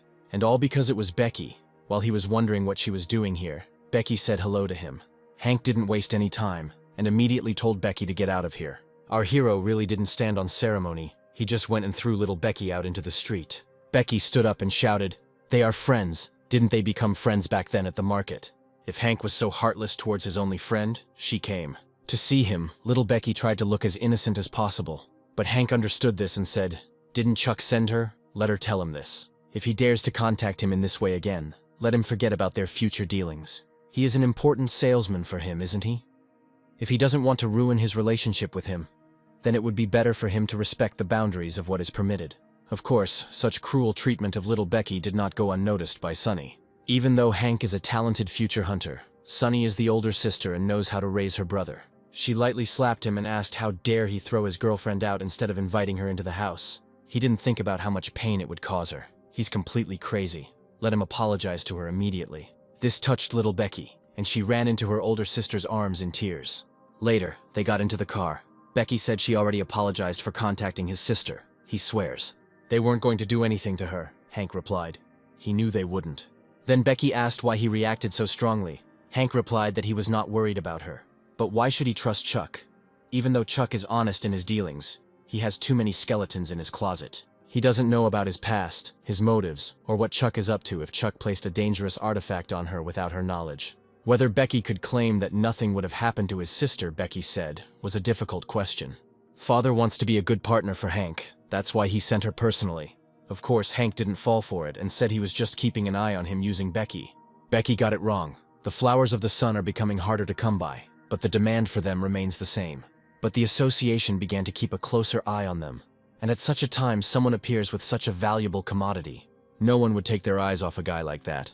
But Hank didn't expect them to start stalking him in such an obvious way. Becky acknowledged the surveillance, but added that it was a special case she had never been asked to follow anyone before. She doesn't know if Hank knows, but they're not blood relatives. She calls him Father because that's his nickname. To be honest, she is no different from an ordinary homeless person, without a clue. What attracted him to her? Maybe she's special, poor thing. It seems like she's not quite right in the head, Hank asked. She's not the type of girl who thinks she's a princess.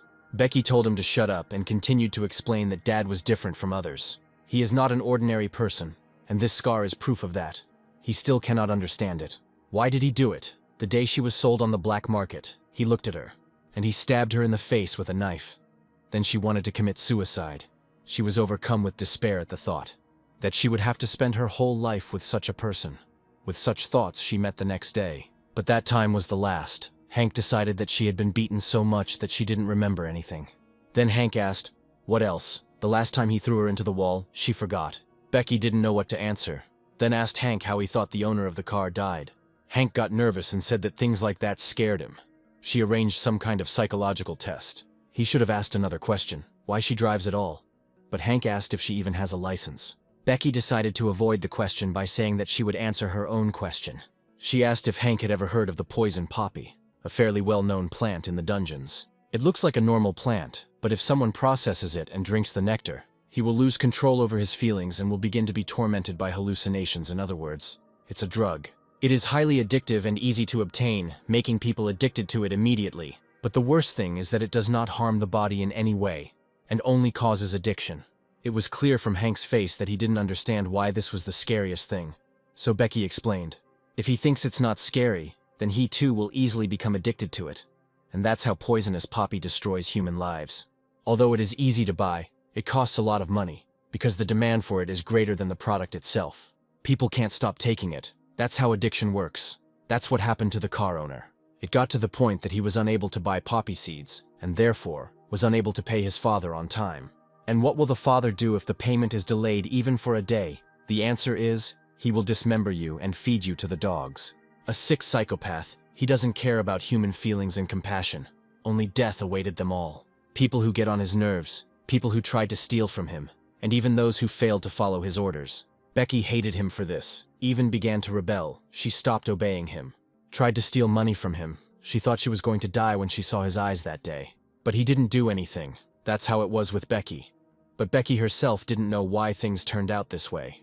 However, she assures him that he has nothing to worry about when Hank starts showing off in front of him. If it had been anyone else in his place, Hank would have lost his head that very moment. This is how much he likes Hank. It didn't particularly please our hero, but in the meantime, they got there. Becky came out happily and said that the silver flower of the sun should be in this dungeon. Won't the monsters be much stronger since there is a silver flower here? So she'll hope Hank comes back safe and sound? Hank snorted. And he said, let him not get worked up. He is the king of this place. Our hero became confident. This is good. They entered the dungeon, and Becky immediately began rummaging through her enormous luggage. Finally, she found what she was looking for. Let's leave out the fact that she was carrying a machine gun in her bag. Hank asked what it was.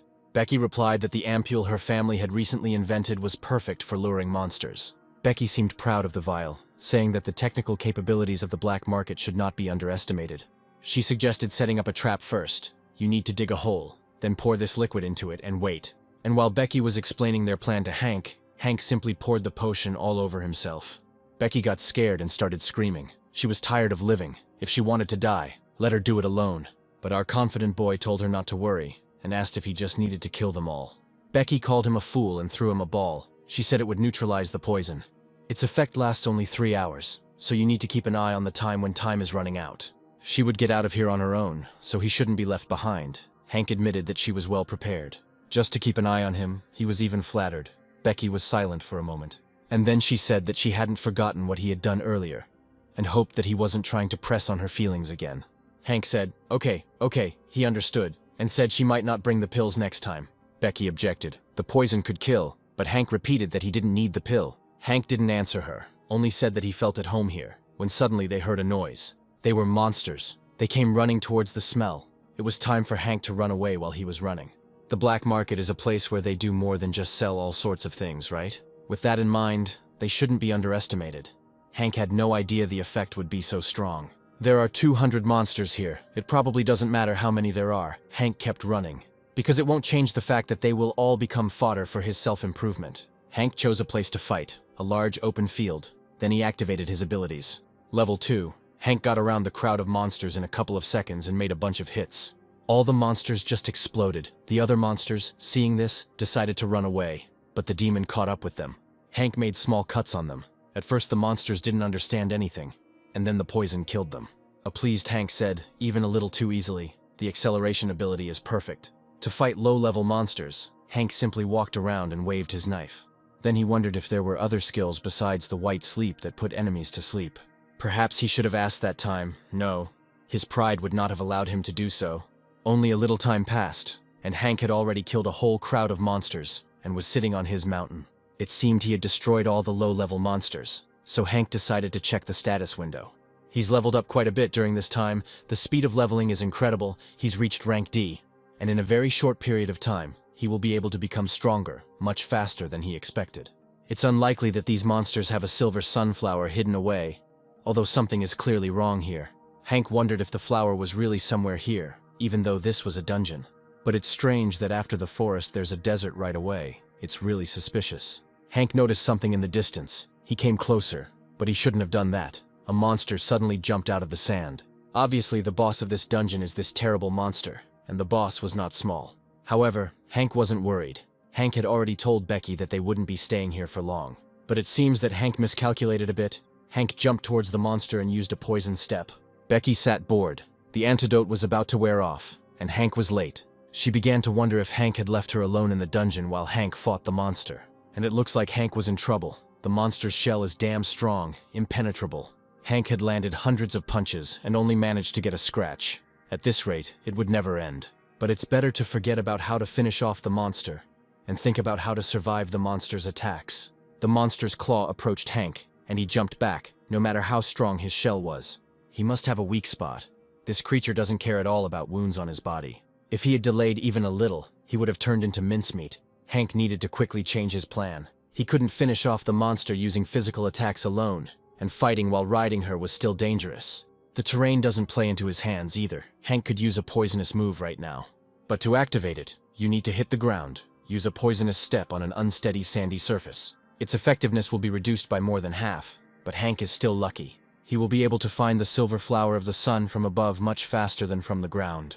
Although it has a faint glow, a silver flower in the middle of the desert, it is definitely him. However, everything is going too smoothly to be true, even though he just needs to get there. But without the speed advantage, Hank won't be able to forget about this giant. First, he needed to get the most out of the poison step. Hank just wanted to use that technique. But the sand collapsed under him and he couldn't use the equipment. Hank decided that he was finished. The monster hit Hank and he flew back. It was terribly painful. It felt like all his bones were crushed. If she had hit him with her head, he definitely wouldn't have survived in that situation. He couldn't win. Hank healed himself. If he had help, he could have taken the flower and run away. Since his blade can't pierce her armor, it will be useless to use white sleep. Hank was cursing his dagger when suddenly the dagger opened up. It seemed like the dagger was transforming. The dagger has changed shape, and now it has become boots for Hank, An acceleration mode has been added. Hank was delighted. It was as if he was standing on a solid surface now with these shoes. He will be able to penetrate the monster's armor. Hank became more confident. The monster approached Hank. Hank used the poison step. Finally, the technique worked and he could escape from the monster.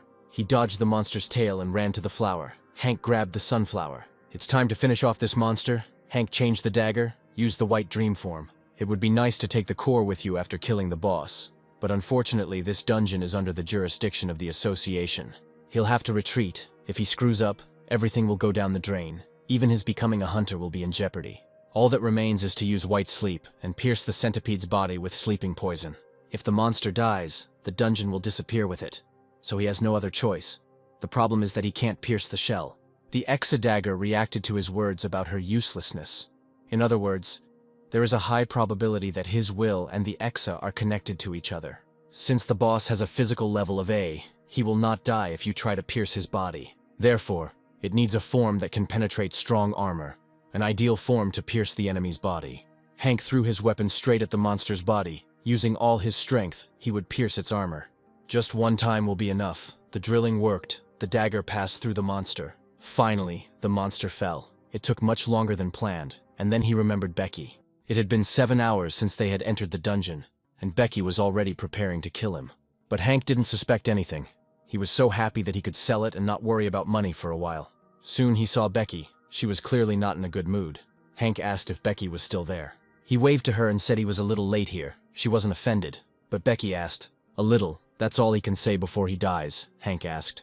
"But something is wrong," Becky answered. "He was gone for 7 hours.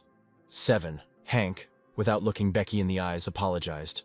She continued to swear, and Hank noticed that her body was covered in spots. Even though she took the antidote, her body was not able to withstand it. Such severe poisoning. Judging by her condition, she is already at her limit. All this time she was waiting for Hank. And she didn't just wait. She prepared herself for the fact that Hank could get seriously hurt. She wanted to save him. Sweet Becky was worried about him. How sweet. Hank was touched and thanked her. And at the same time he healed Becky. She felt the same feeling as then, warm and relaxing. Becky was delighted, and Hank asked Pori to take the remaining poison out of Becky. After a tense battle with the centipede, 2 whole months passed. Becky gave Hank the information. About 15 poisonous dungeons, so he was able to get another silver flower and 5 bronze ones. Now Hank is more content than ever with his carefree life. A happy Hank watched his treasure. Becky shouted, "The ramen is ready. Let her set the table." Hank obediently said, "It will be done." He even called her hostess. It seems their friendship has become stronger. Hank complained that she didn't add cheese to the ramen. Hank proudly said that he could now afford cheese. Becky replied that she had forgotten about it, calling Hank captain. The 3 of them look like a family. Becky is leaving tomorrow. Hank is even a little sad. They became quite close, and Hank also began to worry about Becky. Every night she repeats the same words, "Daddy, don't do this. Why did you do this?" Becky probably doesn't even know what she says at night. She begs her father, says that she will fix everything. She begged him not to sell her, no matter what. She is left with a scar that she is unaware of, hearing herself say Papa instead of Dad. Perhaps she is dreaming of her biological father, and not Chuck. Although both are worth each other, Becky had a hard time in life. In the morning, Becky and Hank got ready. Sunny, as the older sister, began to explain to them what is allowed and what is not. Then she called Becky and said that 2 months had already passed since their meeting. Although not that much. But Becky needs to know that she is like a little sister to her and can visit them anytime. She will wait for her. Becky probably felt such warmth and love for the first time. Hank nodded too, but he himself doubted that she would have any free time anytime soon. Little Becky burst into tears and said that she would definitely visit her older sister. Hank really hoped that she would actually be able to come to them one more time. They had come to the black market. And then Hank noticed that the market had become calmer before. Every time someone would start a fight here. Becky seemed offended by this. She asked, "This is how he sees the black market. They don't fight 24/7. But just at that moment, 2 men started fighting in front of Becky and Hank. Hank decided to gloat and said, "Just like he said, there's always someone fighting here." Then he asked if she was going to separate them. It seemed like everything was getting out of control. Becky replied, although it was true that in the black market the weaklings had themselves to blame. But the seller doesn't just allow himself to be beaten. One person is responsible for the chaos here. The man shouted, "Enough! If he doesn't stop the fight, he won't be able to stand aside and watch." But the guy just puffed himself up and walked up to the man, then asked who he was. The man apologized for confusing him. There was something in his voice that seemed to resemble the same pressure that Hank felt from the head of fame. "Is it possible that he is as strong as the head?" the man said.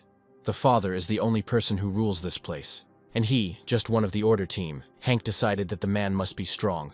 Becky asked how he knew how strong he was. Hank lied and said it was intuition. The bandit turned out to be very strong. Physical level. B. Member of the Tiger Guild, Kevin. Kevin called the man and insulted him, saying that he was the one who was taken advantage of, that he was the victim. "Or perhaps the policeman is one of those who turns a blind eye to scammers," the man replied. "If a deal closes on the black market, it closes for good." Kevin sent the man and said he would just beat the crap out of him. He attacked the man. The man sighed and said, well, he gave him a chance, but the guy created his own problem. Soon, Kevin was already beaten and exhausted, but he did not want to give up. Kevin said it's not the end. The more he fights, the stronger he becomes. Berserker's special ability increases combat skills at the sight of blood, but the longer the effect lasts, the faster the owner loses their mind. What a monstrous ability. It can be seen from the growing ether. This guy is no longer a B-rank knight. Kevin grinned and asked, already shitting his pants, if he valued his life, let him beg for mercy. Although he won't hold back in any case, judging by the amount of ether he's releasing, Kevin's strength is now comparable to that of an A rank. He is clearly stronger than many, but he cannot handle this man. Kevin hit him, but the man was no longer there. This made Kevin even more angry, and he cursed that such a pathetic trick would not work. What nonsense! The man redirected Kevin's blow back at him. The technique is incredible. This man's technique was similar to Suo's technique from Windbreaker. Hank was impressed. No matter how hard Kevin tried to hit the man, it was all pointless. He incredibly dodged the attacks. The man said the guy was just punching the air. Apparently he saw ghosts. Finally, the man decided to attack Kevin, but somehow there were 3 of him. And now Kevin was already lying on the ground. A fantastic finish. He rarely uses powerful techniques. Apparently this guy was quite strong, Becky explained. She admitted that Hank had excellent intuition. She said it had been a long time since she had had this much fun, and she needed to contact the rest of the law enforcement squad, so they could deal with this intruder. But Hank didn't listen to her. He was shocked. He couldn't take his eyes off the man and thought, he's a real monster, and this is only part of his power. Even after such abrupt movements, he was not at all out of breath. Besides, that was his movement. His physical skills are like a knight, but when the illusions appear, it seems like he is an esper. Hank decided to test the man's abilities, but the records had been deleted, leaving only basic data available. Name Jade, 49 years old, trait undetermined. Most of the data has been erased. It is likely that little is known about him because most of the data has been removed. And this information is of no use. He tried to find out his physical level. Hank thought it would be A or SS, but then this information was suddenly revealed. And Hank saw that it was level E. He thought, this is impossible. There is no way that someone with that rank could handle an A rank. Hank was so focused on his thoughts that he didn't notice that Jade was already standing right in front of him. Jade said hello to Hank, and Hank almost had a heart attack. Jade said he didn't mean to scare him. Then he apologized. Hank was embarrassed. He felt awkward that he yelled like that. And darling Jade said he heard Hank thinks Becky is in sales with his father. If Hank doesn't mind, he can take him to his father. Hank still hasn't come to his senses. Hank came to Chuck and showed the flowers. Chuck said that he would give 7.5 billion won for everything. Chuck asked, the kid seems to be raking in money. It's time for him to throw off the stigma of being poor. So, could Hank please stop doing this? It's disgusting. Apparently Hank's first kiss was with a suitcase. But Hank said that it was none of Chuck's business. Chuck said that his hands were itching to beat Hank to death. Then he asked if he had heard Hank had applied to take the hunter exam. Maybe he could find out why, Hank replied. Chuck had already realized that healing was one of his abilities. And he is different from ordinary hunters. He did this for personal reasons, but also because he won't be able to prove himself as a hunter using his main skills. That's why he decided to become a healer. There are other reasons, but he can't talk about them. Any more questions? Hank asked. Chuck answered, that's all. They'll close today's deal. But Hank asked, but there is still something left, right? Chuck tensed up and said, I have no idea what Hank is getting at, but I'm willing to listen. If only he dares to fool him. Or play the fool, let him be prepared for the consequences, Hank replied. There is no need for intimidation. Hank replied that there was one more thing left that Chuck hadn't paid him for. Chuck asked what it was. He had already given him more for the flowers of the sun, Hank replied. Information?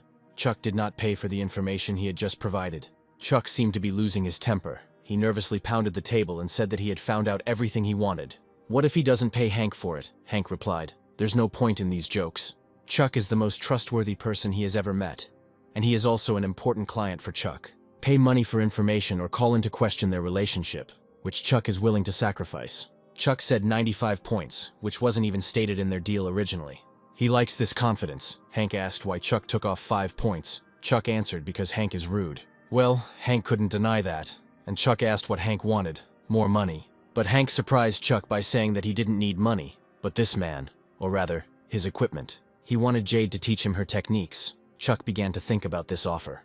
And then he decided that something didn't add up, he told Hank. Even if you take into account those 750 million. What Hank just got was not enough. Hank knew Chuck would say this, and answered. Even though it was risky, he would still learn it from Jade. Even if it meant becoming indebted to Chuck. He seemed to have gone crazy. Becky also decided. She called him in a whisper and asked what he was doing. Father turns people into mincemeat. Just one has to anger him. Hank froze. Hank knew it was a little dangerous, since it was Chuck and no one else's business. Becky's reaction was expected. Chuck asked why Hank would go so far. Hank responded. He watched him for only a moment, but it was enough. Power like Jade's is worth the risk. The sender's power is capable of much, but his skills are still not enough. All the previous battles, Hank did not leave this feeling. He won thanks to his excellent maneuverability, but without it, he is no different from the newbies, who only knows how to swing a sword and use the same skill. He will not become stronger. As for Jade's abilities, in most cases, after awakening a hunter, there is very rarely any jump in rank. The martial art is so strong that even the system can't appreciate it. Hank threw the suitcase and said he would do everything to get the full amount.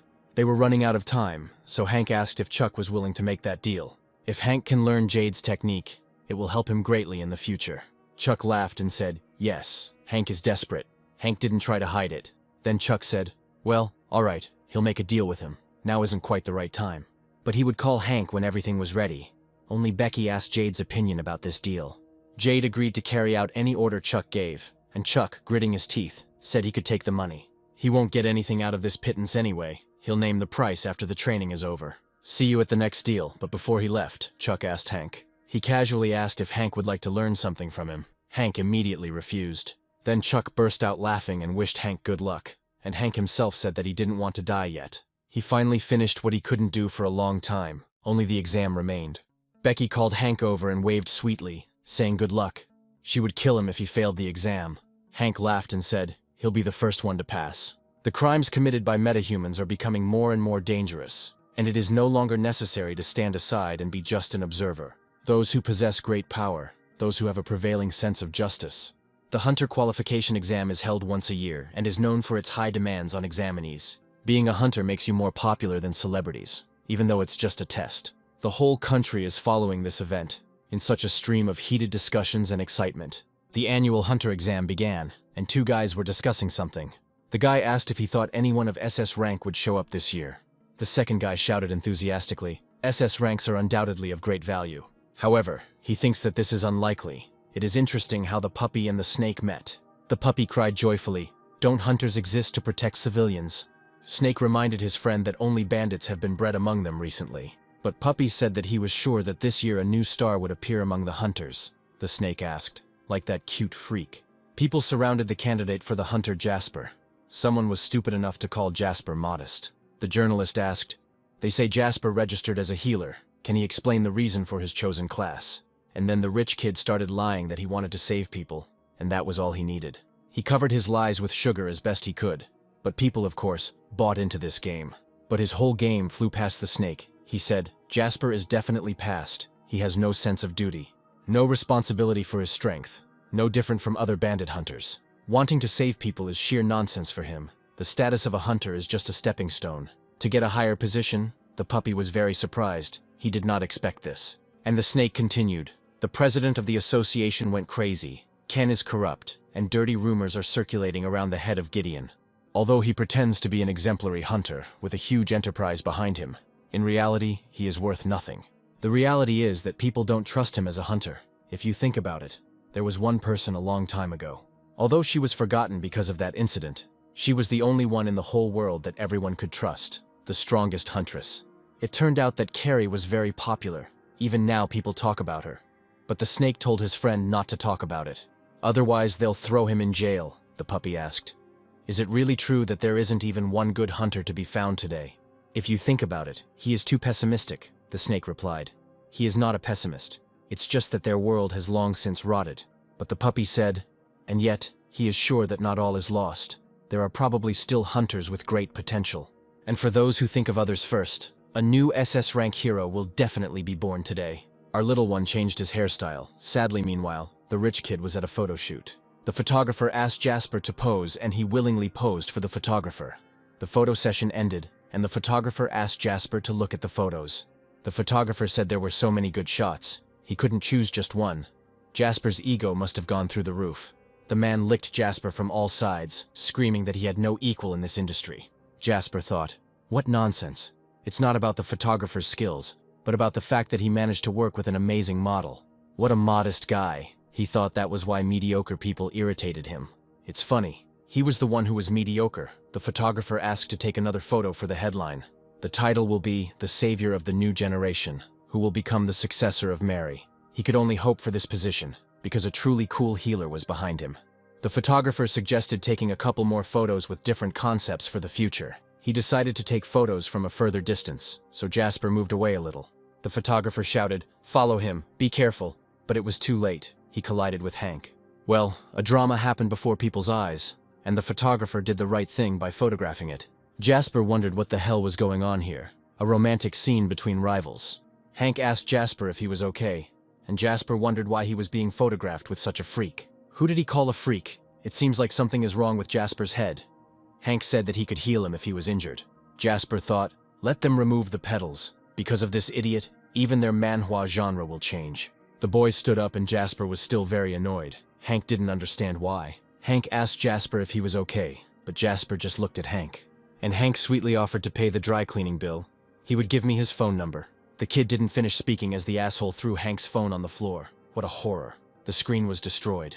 Then Jasper said in a mocking tone, "What a pity." His hand trembled. What to do? He took the phone and handed it over, saying, "Here's his phone. He'll send money for the repairs later." He said this loudly, and then came closer and quietly said, "Could the guy stop drawing too much attention to himself? Today he is the center of attention, and it will be strange if all the attention is on the guy.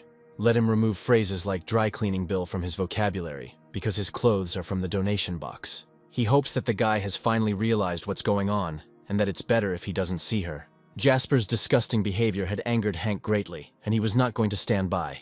He called the bastard and said that he was putting up with too much with his rotten tongue. He wants to say that he knows who made these clothes. The clothes are from his sister, so Hank got angry. And he ordered him to apologize, calling him the son of a street dog, unfortunately.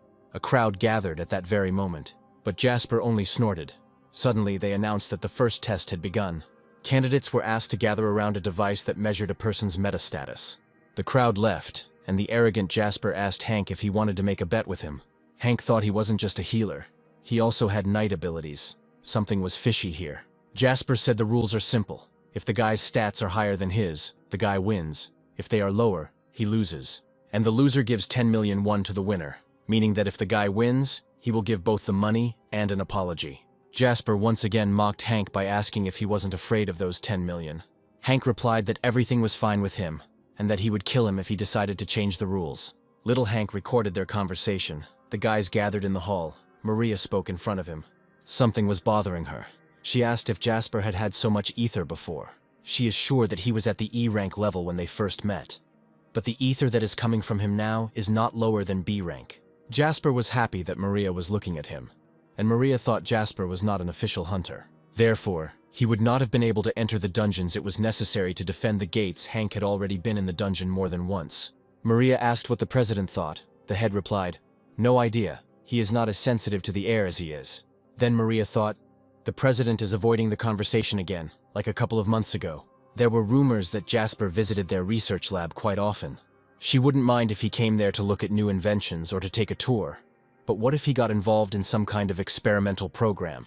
After visiting the lab, Jasper received a huge amount of ether. Maria decided that something was definitely wrong here. She decided to find out more about it.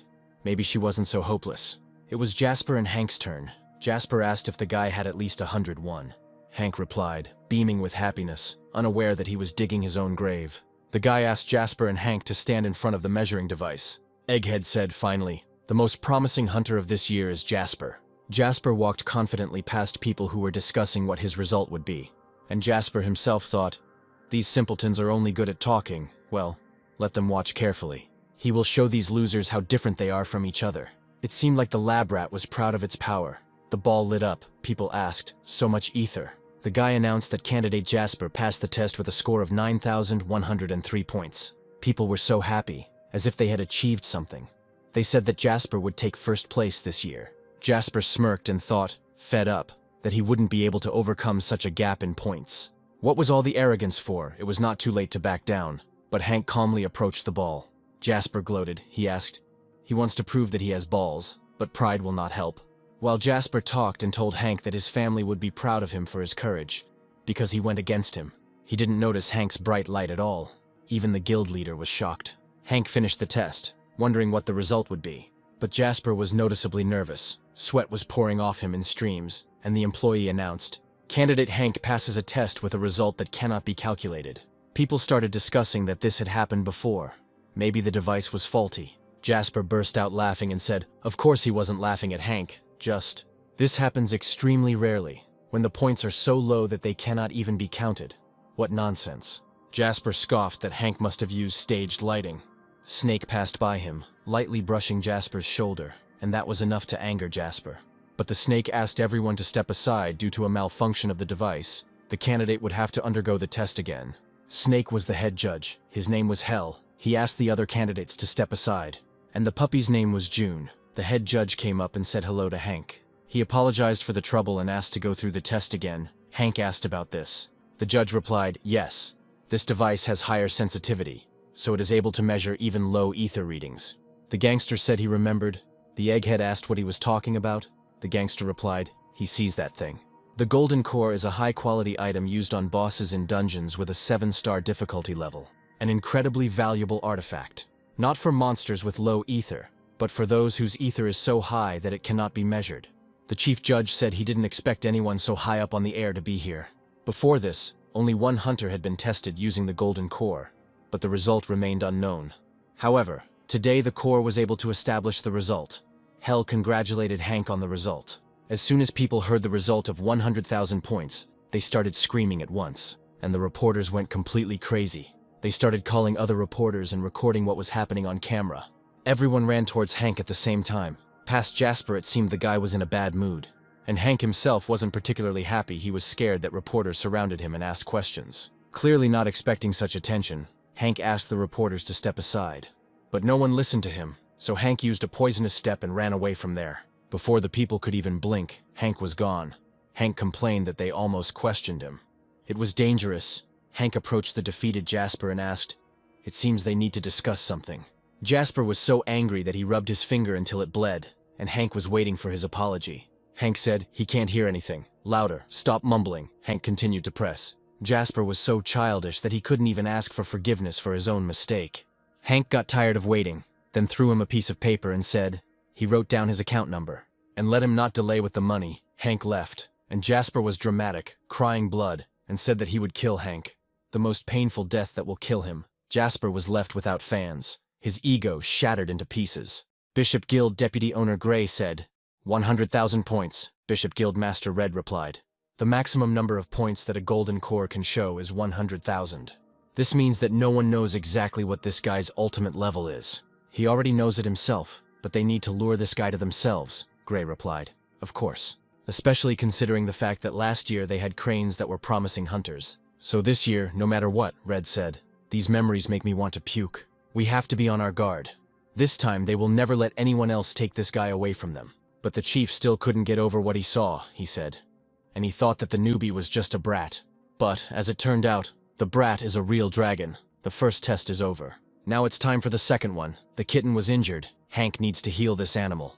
The first test evaluates your potential, while the second tests you in practice. The amount of ether already speaks volumes, but the next test is more comprehensive. We'll evaluate your real healing abilities, all goals, poor babies. If you can heal the monster, you pass the test. However, there is something strange about this test. While others had little monsters, Hank had a huge kitten. This giant seems much stronger than that centipede in the desert. I wonder how they caught him. And besides, he looks different. What kind of hell did this monster come out of? Hank asked. He thought, that guy is the son of the vice chairman. This freak definitely had a hand in this. This is too much for normal testing, even looking at the monsters of other candidates. They all belong to the lower category. In other words, weakened monsters. These monsters can be healed by almost anyone. Whoever passed the first test, this will be much more difficult than Hank thought. Hank asked how he could cure this giant. Suddenly the kitten stood up and called Hank, asking if it was he, the man, who would kill him. Hank wasn't very surprised, and even though it was a talking cat, Hank asked why he would kill it. The cat replied that people were still so good at pretending to be fools. They were the ones who destroyed his core. Hank said the core was destroyed, and this one would be more difficult, but he wasn't here to kill the cat. And in order to save him, the cat said, "He told me that his core had already been destroyed." What an obvious bluff. Hank replied that whether he was bluffing or not, let him decide for himself, seeing that the death of the cat would also bring him a lot of problems. He had to save the cat for his own sake. Hank began healing, and people watched him. Red said the candidate really is different from the others, even despite his airtime. There's no way he has any experience in healing. He's a newbie, the cat told Hank. This is not the first time a person has tried on healing skills, rather. These are human abilities, who worked on them day and night. In this case, a person must understand that by healing him, a person also puts his life at risk. Hank replied, "Don't worry. If the cat dies, he won't pass the test." The cat asked, "Is he risking his life for the sake of the test?" And he wants him to believe his words. If he doesn't want to die, then let him stop right now. Hank asked why he cared so much. It seemed like the monster wasn't a bad monster at all. There is no need to worry about him. He is stronger than he may seem. Let him sit quietly and wait. When he finished, the cat asked, did he want to say that a person would be able to heal these wounds? Hank smirked and said, if he wants to heal, he can do even more than that. The monster said what an unusual person he is, and treats him like one of his own kind. Isn't it natural for people to be hostile to monsters? Hank replied. In general, that's true. Monsters usually kill people to fill their stomachs, and they can't help but hate them. But this is no different from how people behave towards each other. If you think about it, there might be monsters that can save a person's life, right? And so Hank finished the healing. And not just healing, he also left one bonus for the cat. Kitty asked what bonus the man was talking about. Hank reminded him that he had promised him a bonus before the healing. Hank quietly loosened the chains on the cat's body. In fact, he himself didn't expect it to work. The cat asked, but the man is just a healer. Hank told the cat. He is partly right. But Hank couldn't reveal all his cards. Hank said that the cat could run away from here when the time came. Kitten told Hank that it was the first time he had met such a fool as him. Well, that was quite a compliment. Suddenly the cat said that why he believed Hank, as with that woman, he was experiencing such feelings for the second time. Then the cat confessed to Hank that he was not a monster. He was what people call a spirit. He is the guardian spirit of the great spirit world, the Imperial Tiger. Then asked Hank's name. Hank stated his name and said he was going to become the strongest hunter. Kitty said that Hank has a great name. He is giving part of his life into Hank's hands. Hank thanked the big guy for his trust. The cat asked if Hank had just called him big guy. Then Hank replied that the cat was very big and a tiger, so he would be a real big guy. It seemed that Hank could get on even the cat's nerves. He realized that he would have to put up with Hank's performances. In any case, it's time to say goodbye. I look forward to seeing them in the future. The head judge said candidate Hank successfully passes the test. Carrie can be proud of the student.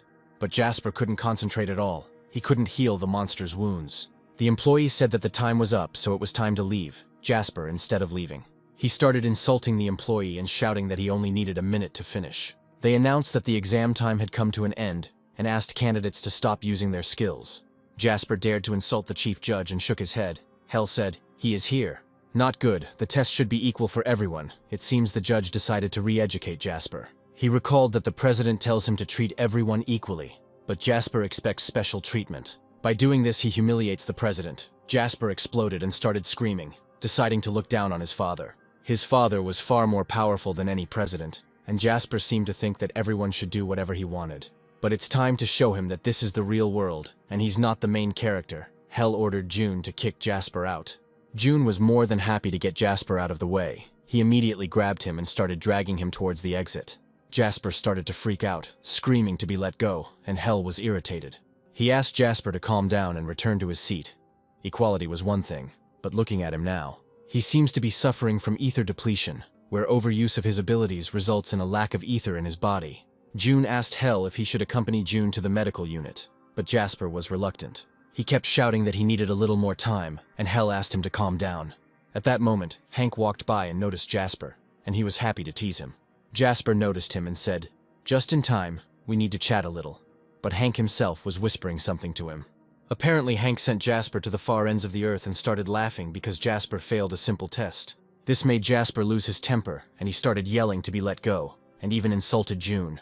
Later, Hall was called and he came to that fat man. He turned out to be the father of the spoiled rich kid. He scolded Hell for doing his job and giving Jasper an E rank.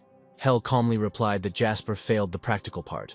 The apple didn't fall far from the tree, as the son and father started yelling at Hell for no reason. He shouted that Hell had interfered during the exam. Jasper told him everything. He kept yelling and yelling about his stupid son, but Hell just decided not to listen to his yelling. And I thought, what a pity the chairman isn't here, poor guy. He has to listen to Erwin's screams. Hell explained that he was only following the rules, but Erwin had only sent him away. The fat man wouldn't calm down. He kept insulting and insulting. For this, the fat man could have been sued. Hell replied that he had no excuse, so what should they do with the damaged gold core? Erwin shouted, "Does it matter?" He said that the core was completely ruined. Meanwhile, our hunter received a badge from Maria. Now he is an SS rank hunter. Maria said she hoped he could save many lives from now on. Hank looked at the badge. The hunter exam was finally over, and as expected, he was awarded the SS rank.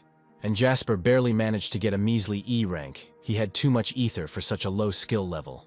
Hank gloated to himself, but Jasper deserved it. His arrogance only hurt him. The doors opened and Hank heard a noise. A crowd of journalists had already gathered outside. There were too many of them, and Hank had just passed his exam. They were so quick. They immediately surrounded Hank and started asking 1,000,001 questions. They pointed microphones at him and swore at Hank to answer their question. Then Hank couldn't take it anymore, grabbed the microphone from the journalist and screamed, "Everyone shut their mouths."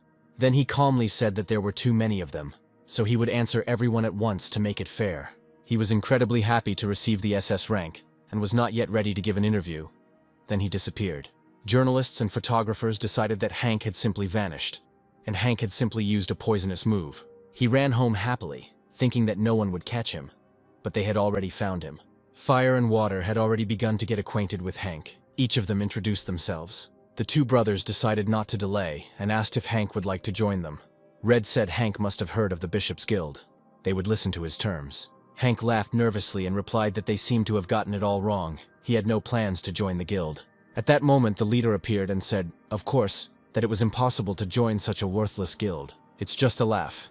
Let him join the Guild of Glory. What choice will Hank make? Later, the guy talked about how Jasper received an E rank. He was born with disabilities, although he was extremely lucky that he was able to join the Glory Guild with such weak skills. He looked at the head and noticed that he was in high spirits today. The head actually smiled and said, "Finally, something interesting happened." Nonsense. It's a very interesting incident, of course. He was talking about our Hank. It seems he was quite fixated on him. Hank asked if he wanted him to join the Glory Guild and why he should.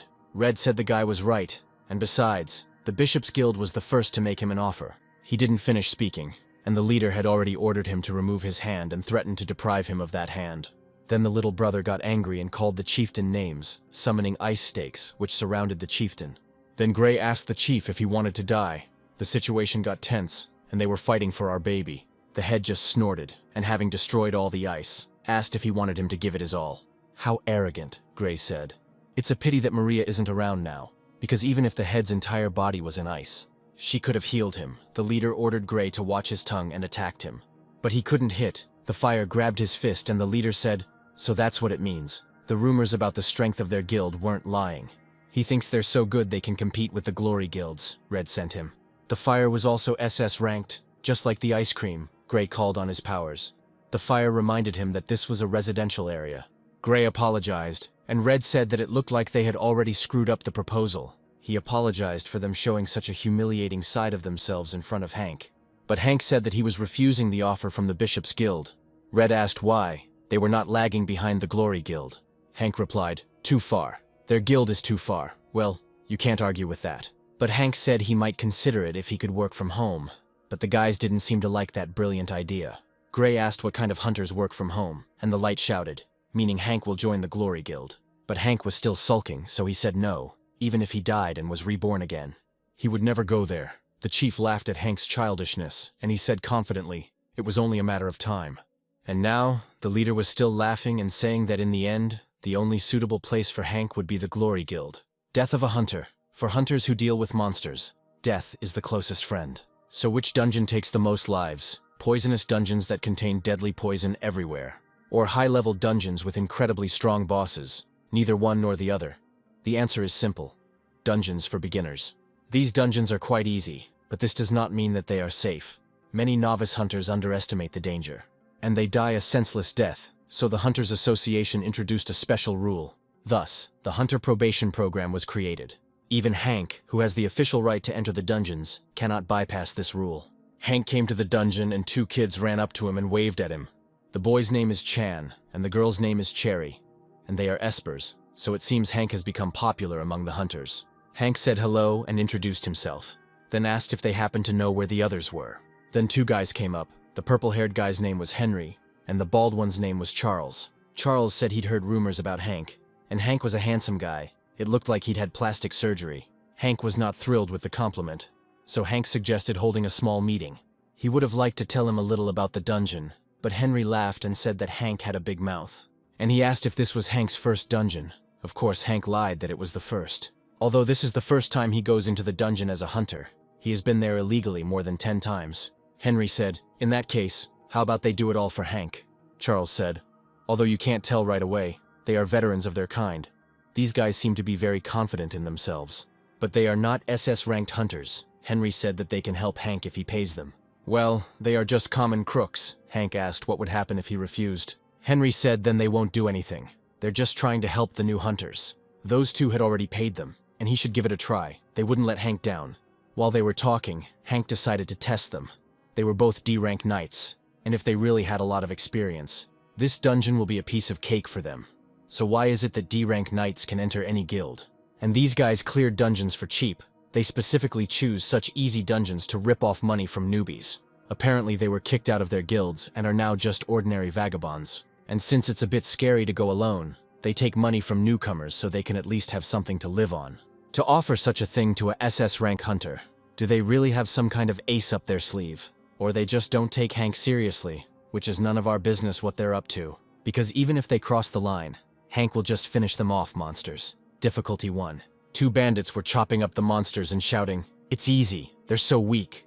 These two seem to be very passionate, but why are they trying so hard against these weaklings? If you decide to fight all your life, then you need to do it in the right way. They pretend to fight hard, but they deliberately let one enemy escape.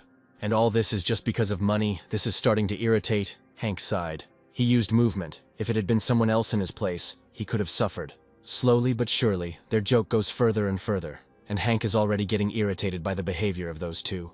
But the little kids, on the contrary, were excited. They thought the boys were fighting great. "Something needs to be done about this," Hank asked. "They are not going to join them. They gave them that pile of money, even though they said they would do all the work for them. But why don't they take on the weaker monsters?" the kids said hesitantly, this being their first dungeon. "They lack confidence," Hank asked.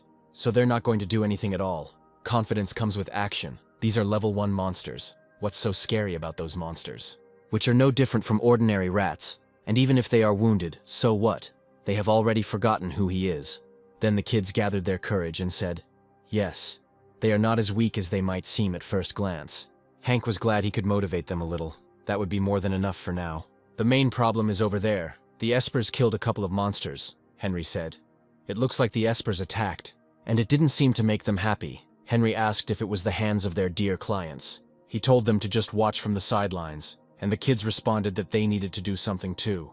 Charles said he liked their attitude, but they needed to keep an eye on Mana. "A rodent the size of a house will show up here very soon." Charles was deliberately scaring the kids. Footsteps were heard, Henry said. "The most interesting part is beginning. An incredible show awaits them. They already know it well, but the boss monsters are not easy, so they will tell you right away. Let them get ready to pay another $1 million. If they refuse, then they will be held responsible for everything." "What will happen to them?" the kids finally objected. "Why should they suddenly be paid again?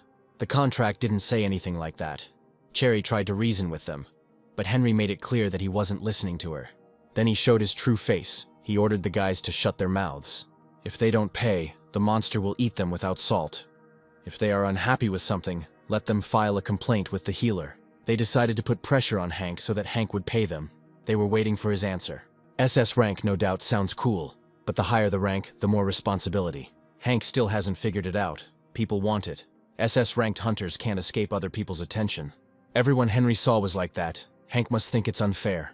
He has no experience or skills. He's just a healer who has never fought a monster face to face, Henry thought. The little kids supported Hank, saying that Hank had nothing to do with it. There was no need to drag him into this. But the bandits continued to scold the kids and insult Hank, Henry told Hank. Let him think carefully.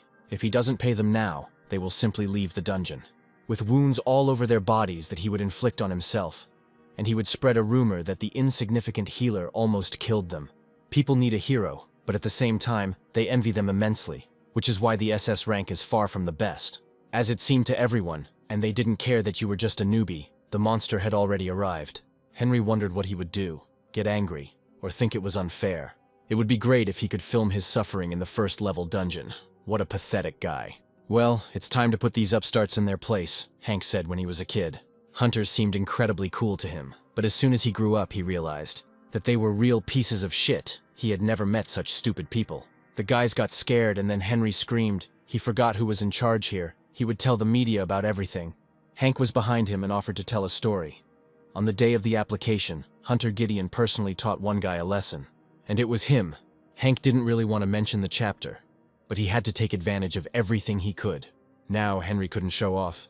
He realized that Hank wasn't joking and no one would help them. He got angry and started screaming. Henry thought he could kill Hank and somehow hush it up.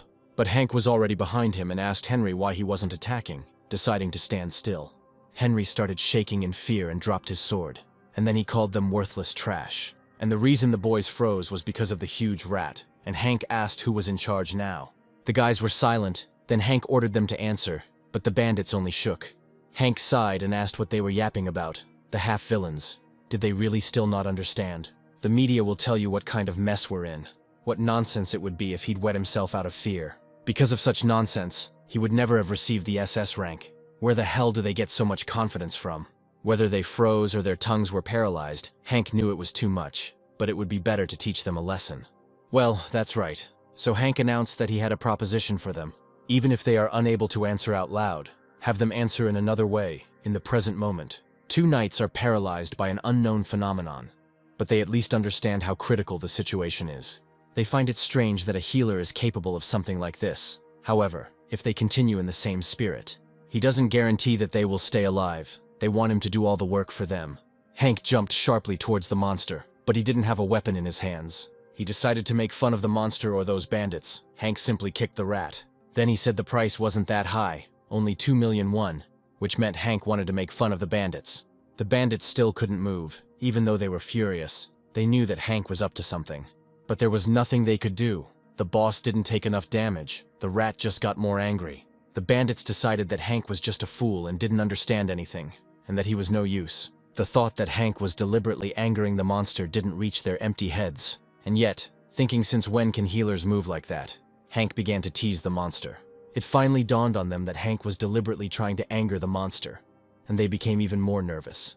And it worked. The rat got very angry, and Hank calmly said, "What a disaster." The boss got angry. Then Hank stood behind the boys who couldn't move, and called the monster straight to them. The little kids couldn't believe Hank's childish behavior. They decided that Hank was just trying to scare them. But they didn't know Hank. Our hero approached the bandits and asked if they really thought so. What he hates most is the kind of people who play with the lives of others. He doesn't even consider such assholes as people they think they act too meanly. But he really doesn't see any difference between monsters and guys like them. Hank asked with a sly smile if they accepted his offer or not. Henry was trembling with fear and thinking. What this healer means is that he will simply finish them off if they don't listen. He still thought that Hank was a complete amateur with 0 experience in hunting. A useless pauper. They messed with the wrong guy. They shouldn't have gotten under Hank's skin in the first place. The monster was already right in front of them. If they didn't beg, they would simply die. The boys started screaming, and this is understandable because the monster had already opened its mouth. But at the last second, Hank saved these bandits by hitting the monster, then asked, "Now they will make a deal." The monster flew into the sky from just one blow. And at that very second, Hank ran to the other side where this monster was falling. And the guys couldn't believe that a healer could do something like that. SS rank hunters are on a different level. Hank had never officially been to a dungeon before. So before this, he could only wear down bosses to the point of exhaustion. But now it's much easier for him, because Hank no longer has to hold back. Compared to that centipede, no, even the goblins would be stronger than that rat. Hank simply cut the rat in 2, easily and simply. Henry was horrified. He didn't understand how the healer was capable of such a thing. Hank was already standing behind Henry. And he said, Henry thought about a lot of things. He freed them from paralysis. Soon they will be able to move normally again. It happened so fast it was hard to describe, Henry thought.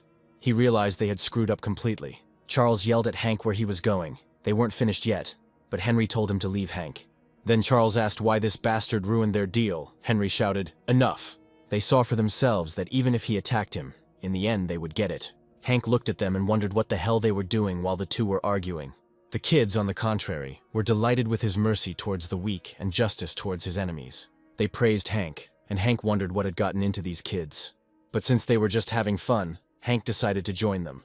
Of course, the money that Hank took from the bandits, he returned to the kids. But now the kids felt awkward taking them, because it was Hank who killed the monster.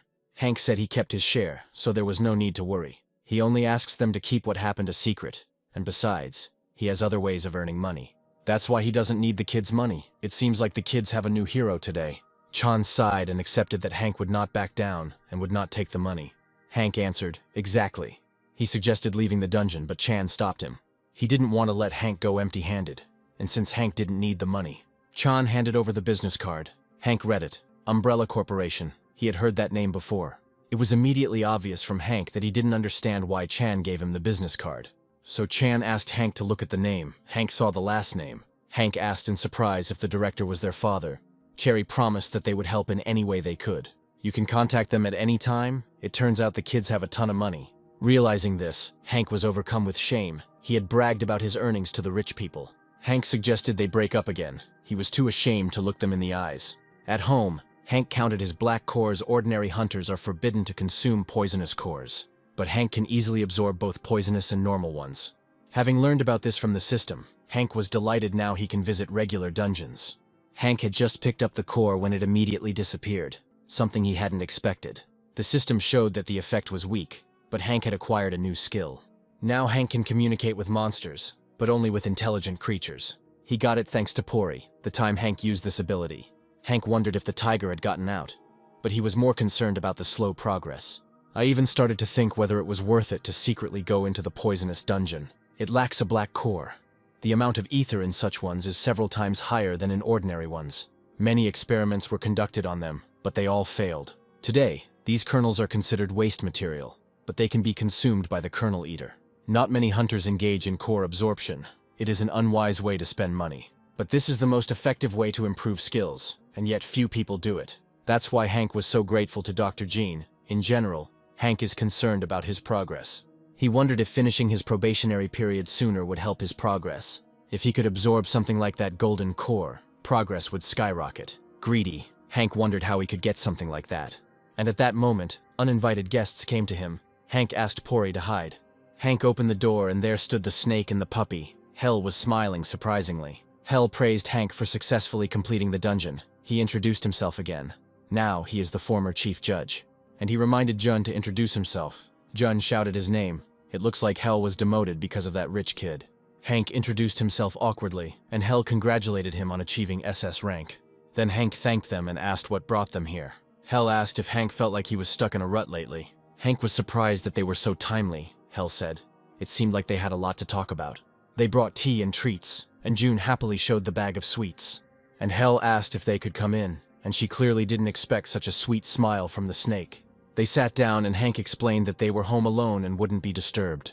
Hank felt a little uneasy about the modest house, but Hell said it was cozy. Then Hank thanked her, even if it was just an empty compliment. And he said that he would like to know the reason why the guys came to him. Hell apologized for not telling him right away. He asked how Hank felt about the new dungeons. Hank said he was only interested in the ones he needed. Hell replied that many also think that new dungeons are taken on by guilds or hunter associations. But what if even they can't cope with the new dungeon? As Hell said before, dungeons have appeared in several areas. They appeared at the same time, so there is nothing surprising yet, however. A Code Yellow emergency was recently declared in North America. Among the emergency warnings that exist on Earth, Code Yellow ranks third in terms of threat level. The double gates that formed in Hank's area were also yellow. Hank visibly tensed up, his hands shaking, and asked how many people had died. Hall reassured him, saying that there hadn't been a single case yet, and that it was hard to believe. So Hell explained that the Code Yellow was declared because of the peculiarity of the dungeons, rather than because of an existing threat. For example, a monster came out of the dungeon. These two concepts are often confused, but a dungeon and a gate are different things. Roughly speaking, dungeons are a kind of home for monsters, and they do not leave the house. But when the dungeon is overflowing with monsters, the entrance turns into a gate. Monsters begin to break through to the ground, a phenomenon also known as the gate break. It causes countless deaths, but if the monsters come out from the dungeons themselves, nothing can be done about it. The incident was not complicated, so the damage was minimal, however. If this were a third-level dungeon, it would be impossible to assess the damage. Due to the seriousness of the situation, it appears that Mozo is hiding some details of what happened. Mozo World Hunter Protection Organization, Hank said. Hiding the truth won't solve anything. Hell apologized and said he had nothing to justify it with. Hank said he knew it wasn't Mr. Hell's fault. The association is currently experiencing a severe staff shortage. Everyone is concerned about when the monsters will start coming out, and the Imperial Tiger has also been fully restored. It was simply a miracle. Just one session was enough to remove all the poison from his body. So Hell realized that all this time he was looking for Hank, he has unlimited ether. Hank is also a healer, so Hell decided to check on him, but found nothing. And now Hell wants to lure him even more, considering that Hank hasn't joined the guild yet. What Hank has to say about the poisonous dungeons, bingo, is exactly what Hank needs right now. There's no better job for Hank, as toxic dungeons are much easier for him than normal ones. Hell has a pretty good eye. He did a great job of finding a new guy like Hank. But why would he do that? These dungeons cannot be underestimated, even by SS hunters. He hates it when people suffer. If he mindlessly agrees, he will be part of the Hunters Association. Hank asked what he got out of it. Hell looked at Juna, and he happily took something out of his bag. Hall said they wouldn't offer the job without proper compensation. Hank was incredibly lucky today. Hell brought back the cannonball he was supposed to throw away. Hell said that during the test, the core was unable to properly determine the amount of Hank's ether. At first he thought it was Hank, but that's just impossible. Hank answered with a smile, of course, but he himself understood perfectly well that he was still the reason. After all, he himself clearly sees that there is dark ether inside the golden core. Hank lied badly and still tried to divert suspicion from himself. Hell said he was supposed to be destroyed, but he thought of Hank. And he decided that Hank might need it, of course. This was just his premonition. If Hank doesn't need it, he can just sell it, or make holes for a bowling alley. Even though Hell appears calm, he is still testing Hank. Hank could simply absorb the dark ether, but ordinary hunters cannot do this. That's why Hell asked him this question, whether he could find a use for the core.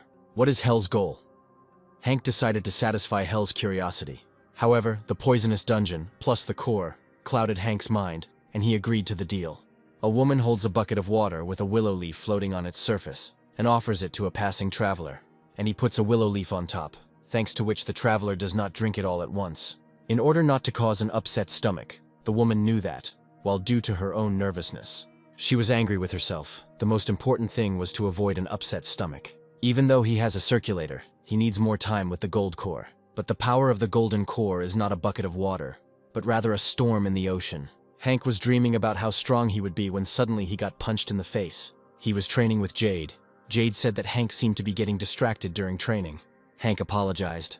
Now Jade is teaching Hank the skill of instant recovery. Unlike the others on the black market, he is kind to people. But in reality, the man is crazier than the devil. When it comes to training, he starts beating Hank furiously. Hank already regretted that he had gotten involved with him, because he was facing a real madman. Before Hank could get ready, Jade disappeared in an instant, and Hank got angry. He attacked, but it was an illusion. Even though Hank was CC rank, he couldn't handle Jade. Jade punched Hank lightly. Time for this monstrous training. No, time to become a punching bag. Jade seems disappointed. He had high hopes for Hank when he learned that Hank had killed a hyena. And in the end, Hank lacks even the most basic skills, he asked Hank. He is confident that he has the strength to learn from him, Hank replied. He must. And no matter what the cost, even if he made a deal with Chuck, he can't give up. Hank ran to Jade, but Jade was calm, he asked. That same skill, with which Hank killed the hyena, no doubt Hank has incredible speed. However, for some reason, this makes him think that Hank needs to learn to move properly. With just one movement, Jade turned Hank's attack back at him. Jade didn't react at all to Hank's poisonous move. Hank was learning the hard body, a method unique to the knights that allows them to strengthen their bodies. And all due to the distribution of ether throughout the body. Jade asked Hank to use this method often. Hank said, "Okay, teacher." Jade was surprised that he was called teacher, but he didn't mind. Hank asked permission to ask one question. Hank asked how long the teacher had been honing his technique, and Jade answered honestly. It took about 10 years just to master the basic movements. Hank is clearly not happy with this answer. Becky came to them and asked if this was really their great SS rank healer. Becky asked what Hank was doing. Hank said straight out that he was a mediocre hunter, so he had to practice basic movements. Then Becky asked if he had seen any progress yet. Hank himself didn't know. Perhaps he would understand if he had a predisposition to it. But nothing of the sort happens. Becky asked how about a hint. The technique has one peculiarity. If Hank had known this peculiarity, he wouldn't have had to do all this. Becky herself wasn't sure, but she could definitely tell that when Jade used her skills. It has a specific smell, no, rather an unusual feeling, like a poisonous poppy. Jade's movements really do resemble illusions. There is something that cannot be seen during combat. Such things exist, hunters who use powers that cannot be seen. Espers are such a rare phenomenon that Hank didn't even think about it. Knight or Esper, neither one nor the other, possessor of several abilities. Psychokinesis is the crux of the whole mystery. The teacher uses different abilities. Telekinesis, it seems like Hank is finally on the right track, but how did he suddenly learn it? The form and characteristics vary depending on the host, but the main power of Espers is telekinesis. It doesn't sound very complicated, but it has many uses. The Knight's attacks are also strong, but when it comes to confronting a whole crowd, the guy waved his fingers, and 220 volts, that's a whole other level. The guy with the sour face was a promising Esper named Ethan. The boys clapped and began to admire Ethan's strength. Then Ethan laughed, and he said, "They go crazy from such nonsense. And how does Hank have the abilities of Ethan, the rising hunter?" Ethan turned out to be a fool. He bragged to Hank, expecting praise from him. It was impossible to shut this guy up. Hank was already starting to get nervous. Hank should have shut him up faster, otherwise blood was already pouring out of his ears. The boys shouted that monsters had arrived. Ethan jumped up screaming, "Ethan is rushing to help." Well, even though Ethan is a fool, he doesn't look like a villain. But our hero wanted to go home. A little later, Hank asked if their hunter Ethan was valued as much as he was. The girl replied, yes, it was a very promising shot. They had to try hard to attract him. Hank asked if she was also a senior in the Oranafton Guild, although she had special respect for Iran. Then the girl honestly admitted that she simply really liked Ethan. And it seems she's not the only one Ethan has a real fan club. Seeing this, Ethan lit up like a baby and began to demonstrate his strength. What simpletons they are, admiring such simple tricks. But they seem happy. The girl asked what Hank planned to do after the cleanup. They wanted to have dinner. But Hank said that he had already planned a workout, and he wouldn't be able to rest. This seemed to impress the girl, and she began to look at him with admiration. But if she saw Hank training, all the admiration would disappear. Suddenly Ethan shouted, "Everyone come here. This is light straight from the ground. Maybe there is treasure there." While Ethan was happily wondering what could be there, the others' faces darkened. Then the man shouted, "Everyone get ready. This is a double dungeon." The ground beneath their feet began to crumble, and the elders shouted for Hank and Ethan to go to the exit. The dungeon collapses. Ethan froze. The man tried to bring him to his senses. But Ethan stood his ground. He believed that he had to save people. Ethan's face darkened and he asked the elder to wait a bit. But at that moment, the elder fell into the ground. The guild members who were just chatting happily. They died because of simple bad luck. The sparkle in Ethan's eyes quickly faded. Ethan began to blame himself, he thought, if he had known about such holes. If he had not insisted on clearing this dungeon. But it was too early to cry. Hank told him to pull himself together. He would stand there while the people important to him died. Let him run after them. If they didn't die immediately, they can still save them. Hank jumped into the hole. Ethan was scared. He was amazed that Hank was not scared at all. Unlike Hank, Ethan froze in place. He was too scared. But it was more scary to lose loved ones, so Ethan finally jumped. There was little time. It's good that the tunnel was single. Hank asked Ethan to create a shield for his friends. It's possible, but it won't work for everyone. The skill won't have enough range. And there's a limit on the number of shields. 4 people. Hank said that was enough, Ethan asked. Hank fell first. Would they really abandon him? But Hank had his own plan. The dagger flew to him. Hank took over the eldest. The double dungeons turned out to be more dangerous than the boys thought. Hank had only heard about such dungeons, so he reacted late. Many lost consciousness due to the shockwave after the destruction of the dungeon. Hank needs to focus, or he won't be able to save them. He needs support to move. There's nothing to lean on here, but if there's nothing, Hank will simply create support himself. Hank only needs to catch 2. There can be no mistake. And he succeeded. He quickly caught 2 guys. Ethan didn't even understand what had just happened. The guys had almost descended, but a strong wind appeared from somewhere. The atmosphere of the dungeon after the destruction has changed a little, and this is the place. Already inside another dungeon, the guys landed. Ethan ran to Hank. Ethan was surprised that Hank didn't have a scratch. He was definitely human, Ethan asked. Then he remembered his friends and began to turn his head. Hank said they were unconscious and would come to their senses very soon. Ethan burst into tears of happiness. But Hank asked him to calm down. The touching reunion could wait a little.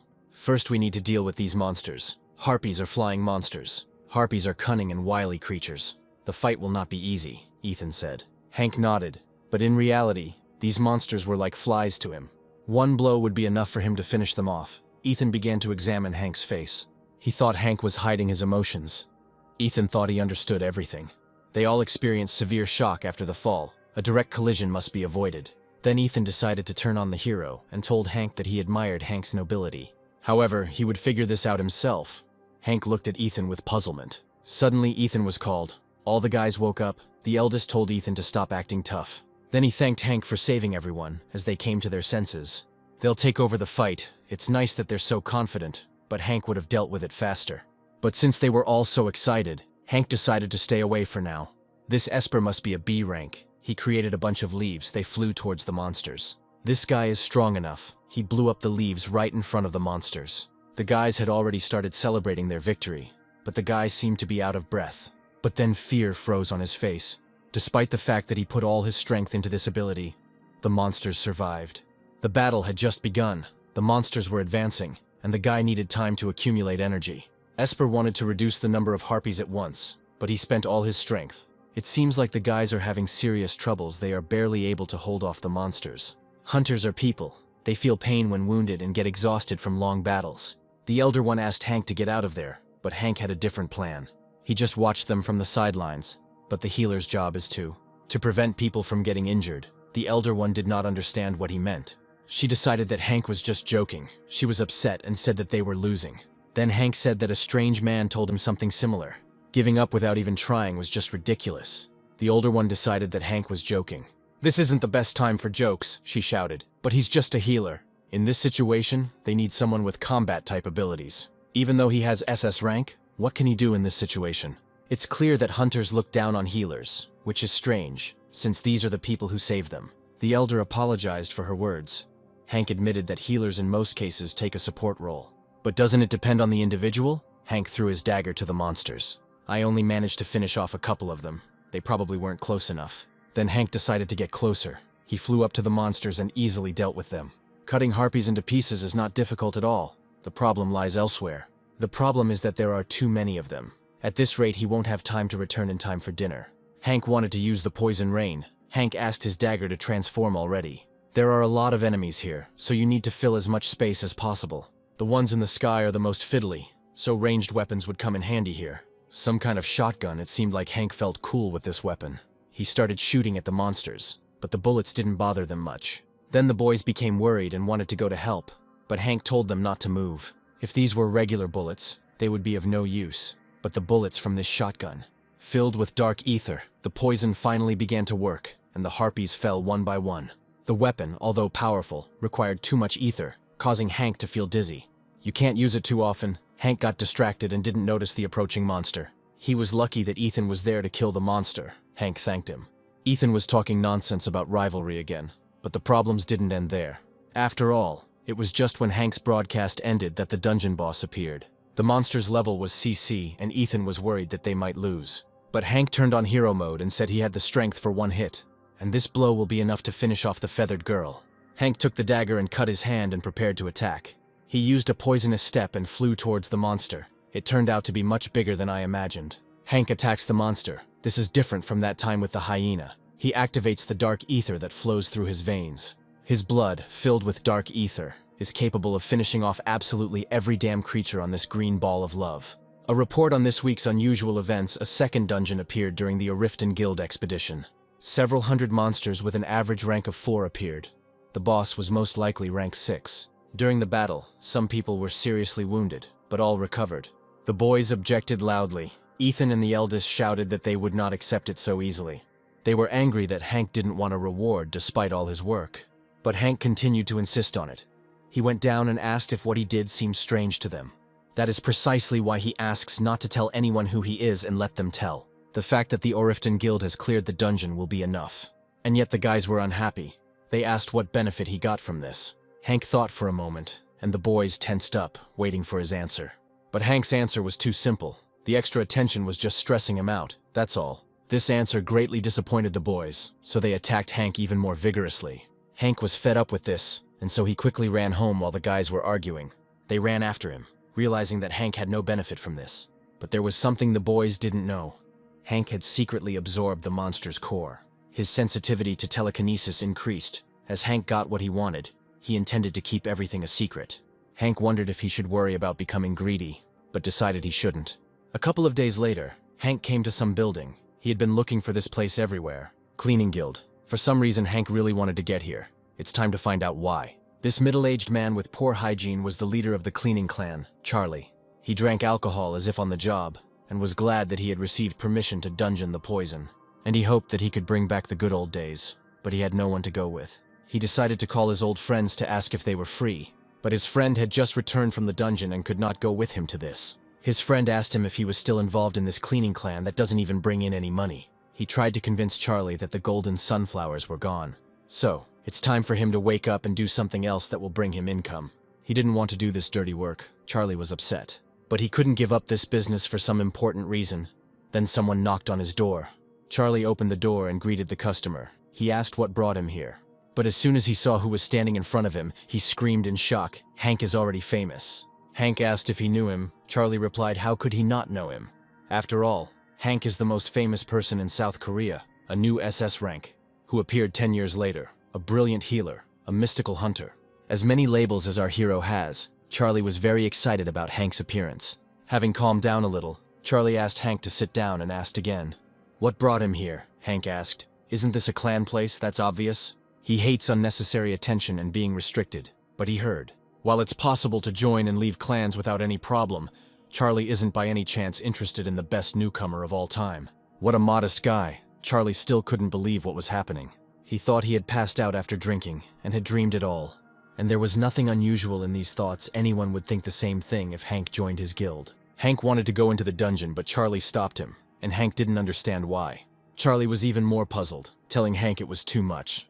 They go into a dangerous, toxic dungeon, and Hank is wearing only a hoodie. Hank laughed a little nervously and admitted that Charlie had a point. Then he walked into the dungeon, saying that if something happened, he would take responsibility. In the dungeon, Hank easily inhaled the poisonous air and felt great. Charlie was already completely confused, but decided that it didn't matter now.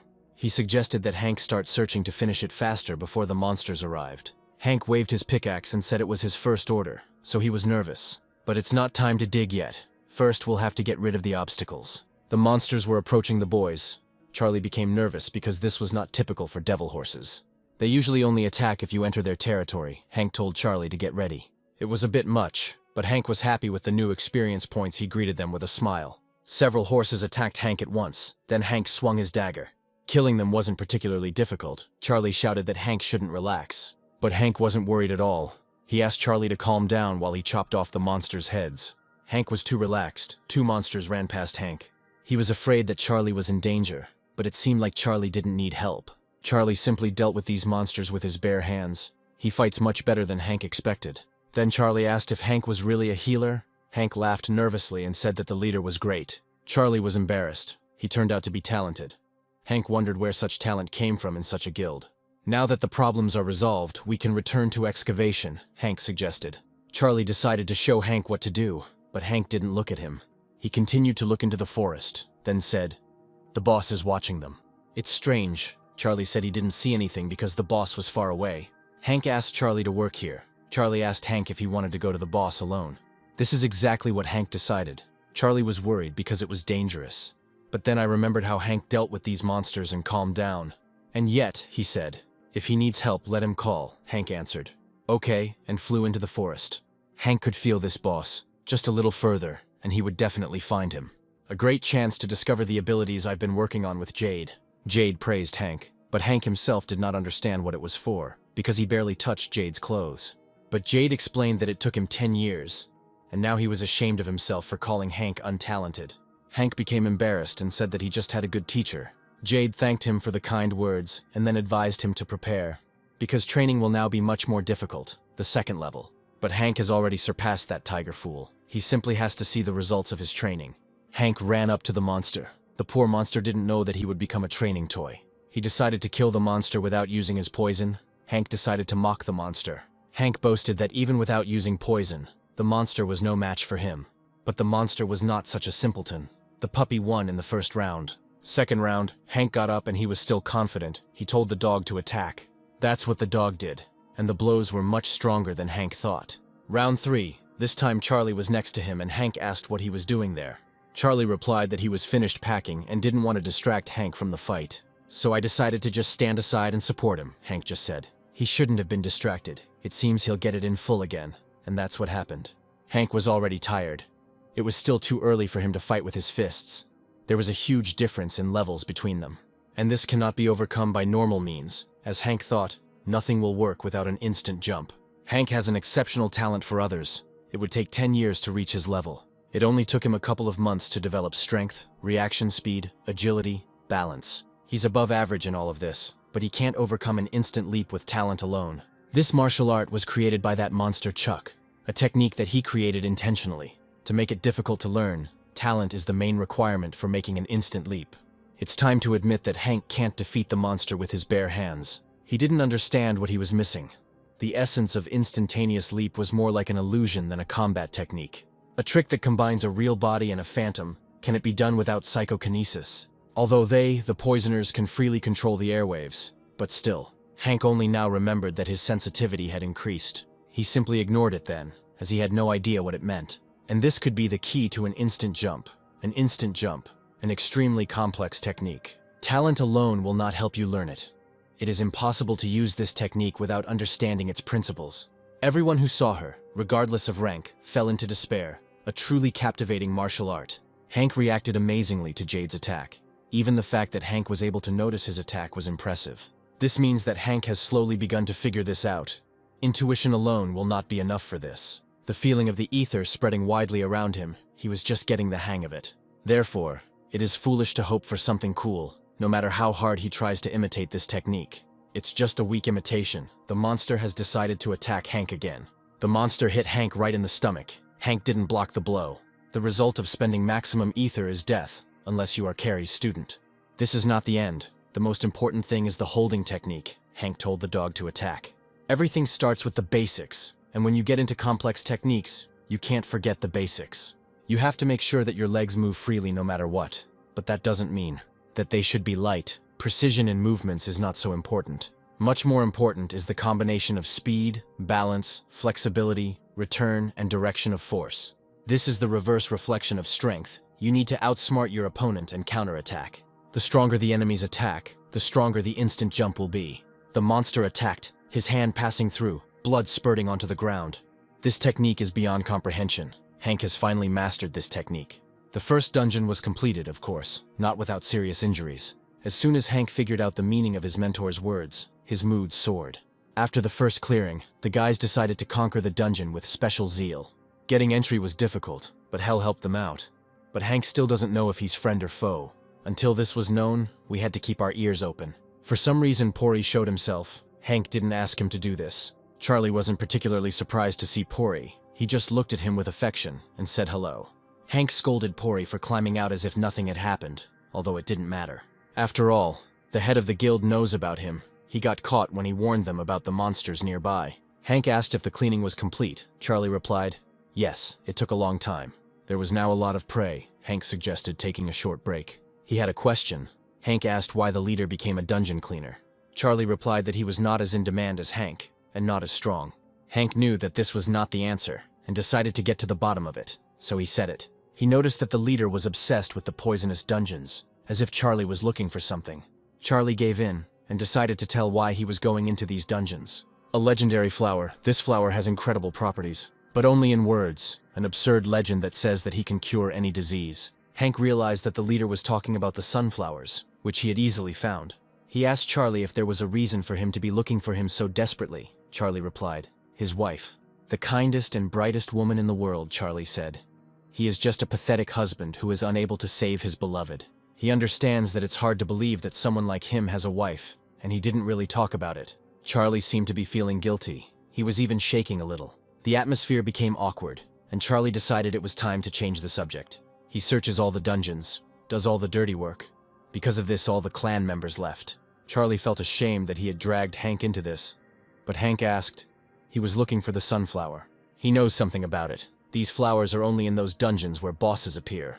It is not for nothing that they are called unique. The secret of this flower lies in this: that they need to be collected when the dungeon boss is alive, the higher the difficulty of the dungeon.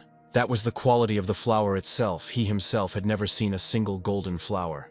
It can only be found in a dungeon of level 7 or higher. Charlie asked Hank to stop. He thought Hank was comforting him. But Hank said and proved that this is not a consolation. He is telling the truth. He handed the leader a flower and said that this was proof of his words. Having received the desired flower in his hands, which Charlie had been looking for so many years, he began to shake. He said that he was very wrong. Everything he had done so far was looking in the wrong place. Hank said it was true, but now the leader knows where to look for them. The poor man fell to the ground and started screaming at the top of his lungs after Hank's words. The first impression of Charlie was completely different. If it weren't for his unique character, Hank wouldn't have even joined his clan. But his sincerity touched Hank. He asked the leader to stand up and said, "Since the leader is looking for the golden sunflower, he will help in any way he can. Charlie's hard work has finally paid off, and now there is hope. Dungeons have increased by 38% compared to the previous month. It seems it's time to discuss countermeasures. Doctors from the Institute say they have something. What the chief must immediately see is that they also have a shortage of hunters." But all this didn't bother the head. The only thing he was thinking about was where Hank was now.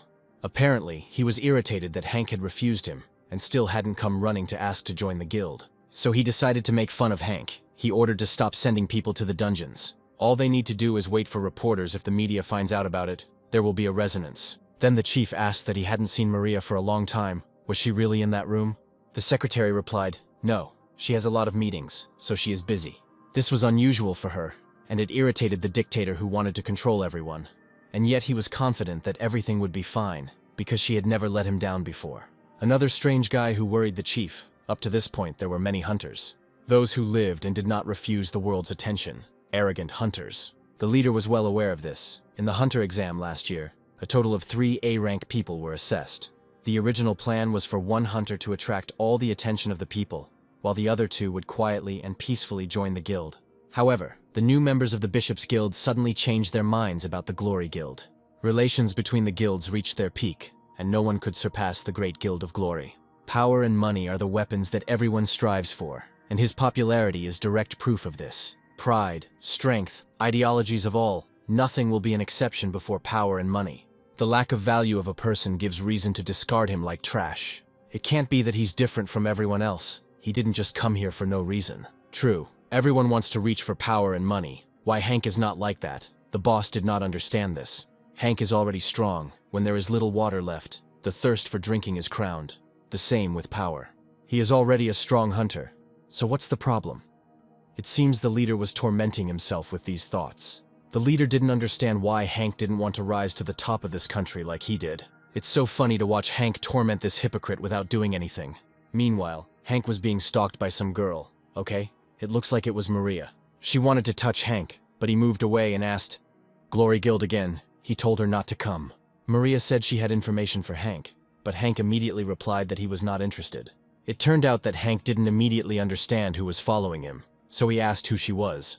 Maria apologized for following her, then introduced herself properly. Hank didn't expect such a big shot to be keeping an eye on him. Maria apologized again and said that she had to meet him. She said she wanted to know more about Hank, but it seemed like Hank's thoughts were going in the wrong direction. He decided it was a romantic manhwa. Blue sky, city lights, plum blossoms curled up into a ball. One thing is clear. The spring of his life has come, and 2 people are looking at each other's faces. It's like we left this cruel world. Just like that, summer has come, naive guy. The blush on Hank's face became noticeable, and he touched Maria's shoulders. Maria's face also turned pink. Hank called Maria and asked, "What the hell is she up to? Stop pulling the wool over his eyes. And let her say why the hell she followed him. What a romantic Hank is." They sat down in the park, and Hank asked if the cat had managed to escape. But she had come to him because he had cured the cat. Maria said that it wasn't just any cat that escaped, but an imperial tiger. Well, Hank had expected that. He asked Maria again why she had come to him. "Not in order to tell him this wonderful news. I decided to make a scapegoat out of him." Maria answered, "Of course not. She came for another reason." She had only seen his skills once, but that was enough to understand that Hank had enough strength to restore the destroyed core.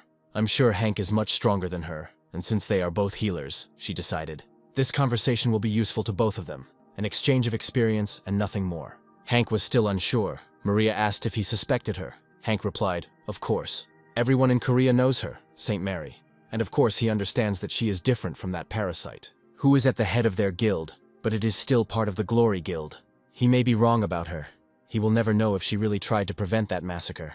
Anything is possible, but he doesn't intend to trust anyone from their rotten guild. For example, this child, he comes to this park every day with his mother, who sits on the bench and watches him play. She loves her child, and she wants to remember every moment with him, so she always carries a camera. It is not difficult to guess the train of her thoughts. The warm smile on her face says a lot, but he is interested in what St. Mary sees. She spoke about compensation. So let her tell him how she will compensate that child for his dead mother.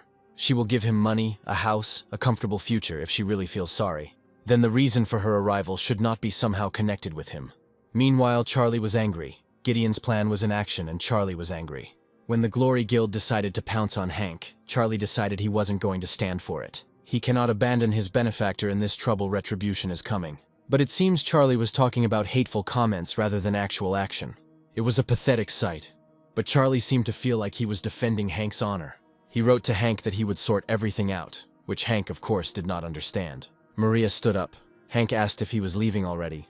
Maria admitted that her goal was selfish. Then she apologized for wasting her time and simply left. She was sorry, but she couldn't apologize. Her incompetence had ruined this beautiful place. It seemed like she was slowly going crazy again. She heard cries for help.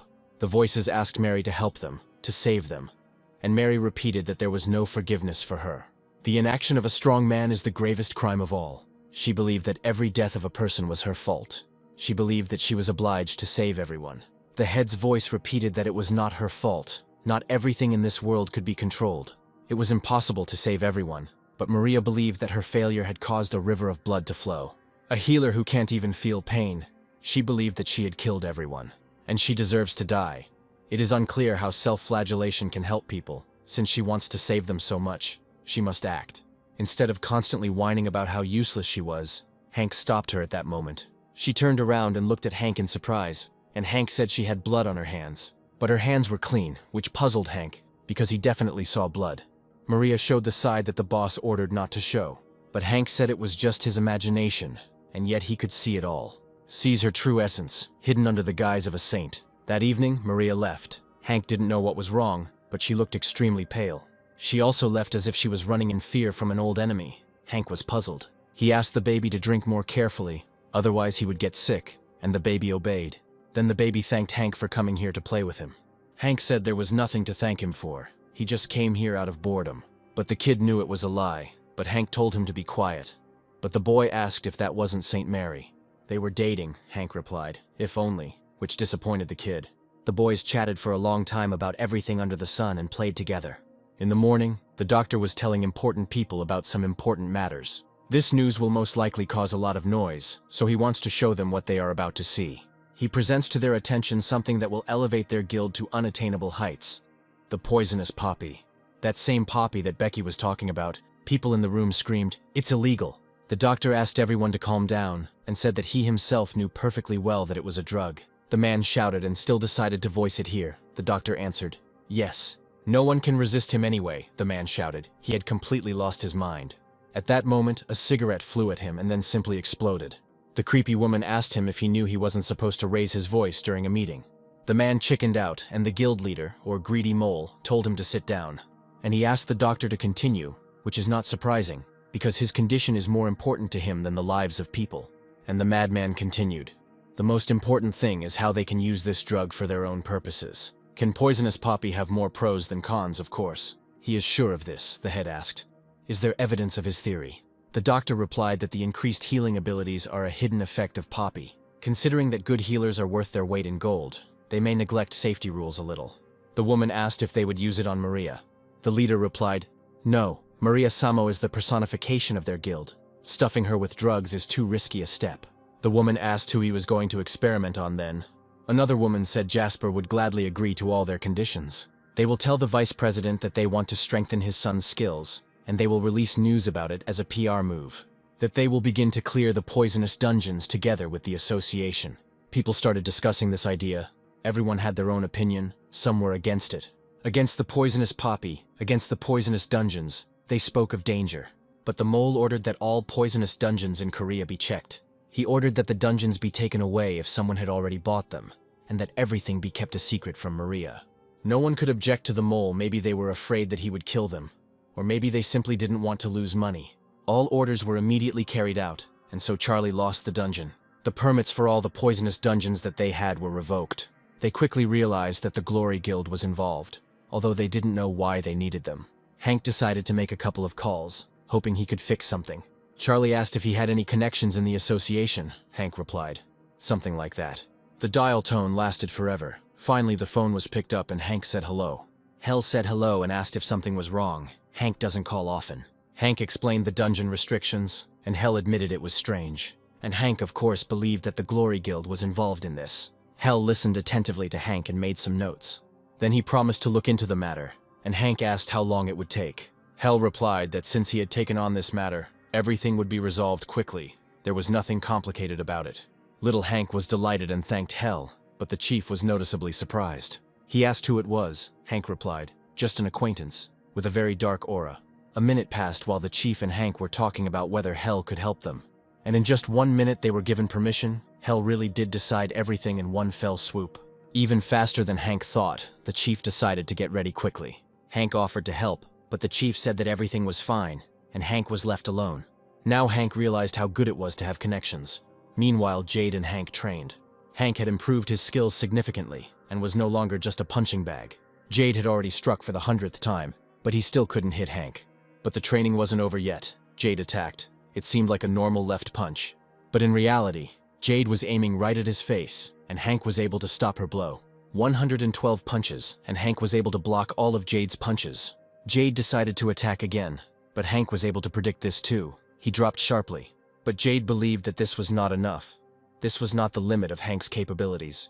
Jade attacked furiously and quickly, but Hank was able to dodge and jump back. Hank ran away because he was tired, but it seemed like he was about to fall. However, his teacher had no intention of stopping. He asked Hank, "What is he doing?" Hank's reaction is too slow. Jade was serious. Hank was shaking with fatigue, and Jade asked what was wrong. He was not going to attack anymore. Hank's shirt was completely soaked, and he said that maybe he still had some strength left. Then Jade was satisfied and told Hank to get into position. Jade said he would start from the beginning.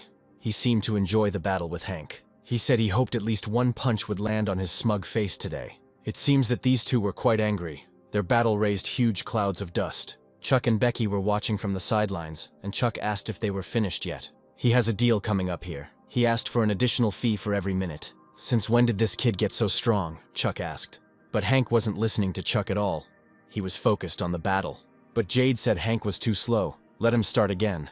Hank could use his speed much better, Jade advised. His body would be more exhausted if Hank watched through his movements. He would have already defeated him long ago. Hank got serious and shouted, "Today, he will definitely strike." How fierce Hank looked, and Jade finally started to fight for real. Jade said, "Of course he will hit, but only when he can find him." Then Jade created a couple of clones, but Hank had no trouble finding him. Hank was already used to this trick of Jade's. He immediately approached him.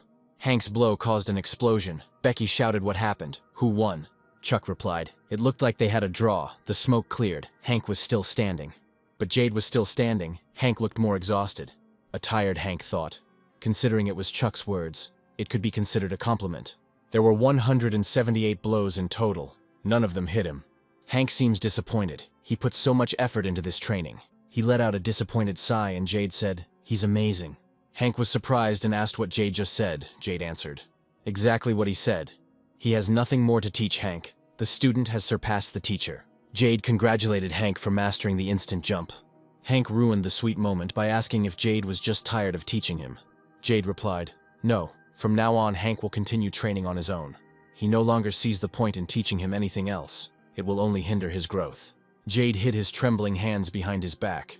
Hank's talent was terrifying. He, like Hank, has a rare talent, but Hank is many times superior to him. Jade said Hank did a great job. His role as a teacher is over. Hank will encounter many people, those who are out to get him.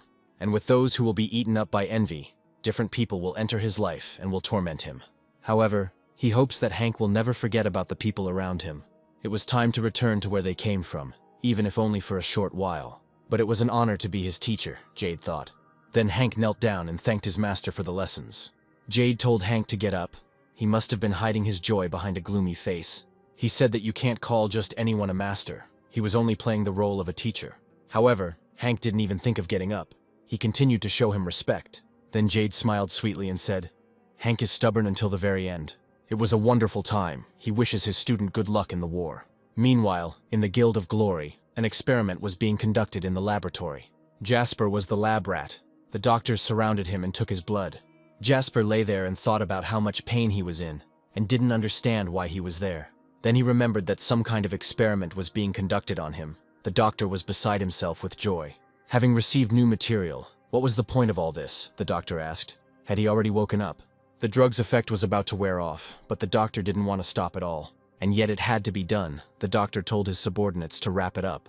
Then everyone gathered around Jasper and, on the doctor's orders, began to clap. While the doctor was talking about something, Jasper looked at these suction cups and thought, "This lunatic stuck these things into him," the doctor said.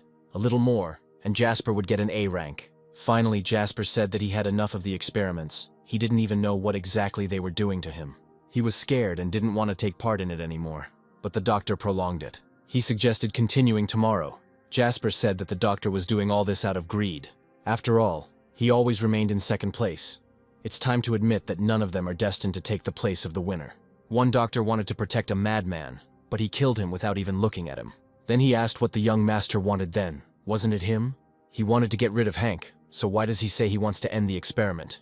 It was all a lie. Jasper screamed in shock at what the doctor had just done. But the psycho told him to shut up and asked again what Jasper wanted.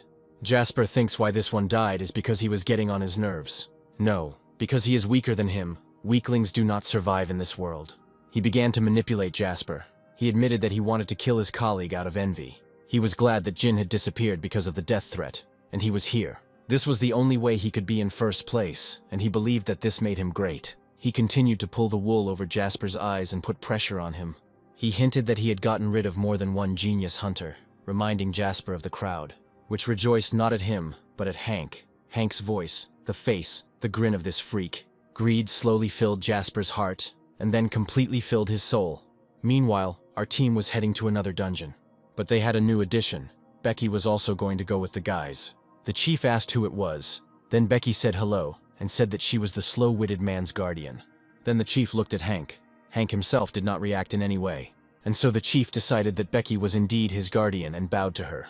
Hank was already tired of this circus and asked if she had decided to stalk again. Or maybe there was a more important reason. Becky avoided his gaze, which gave the answer. She tried to lie, but Hank's creepy look was unstoppable. Then she lost it and started screaming. Couldn't she just take a walk with him?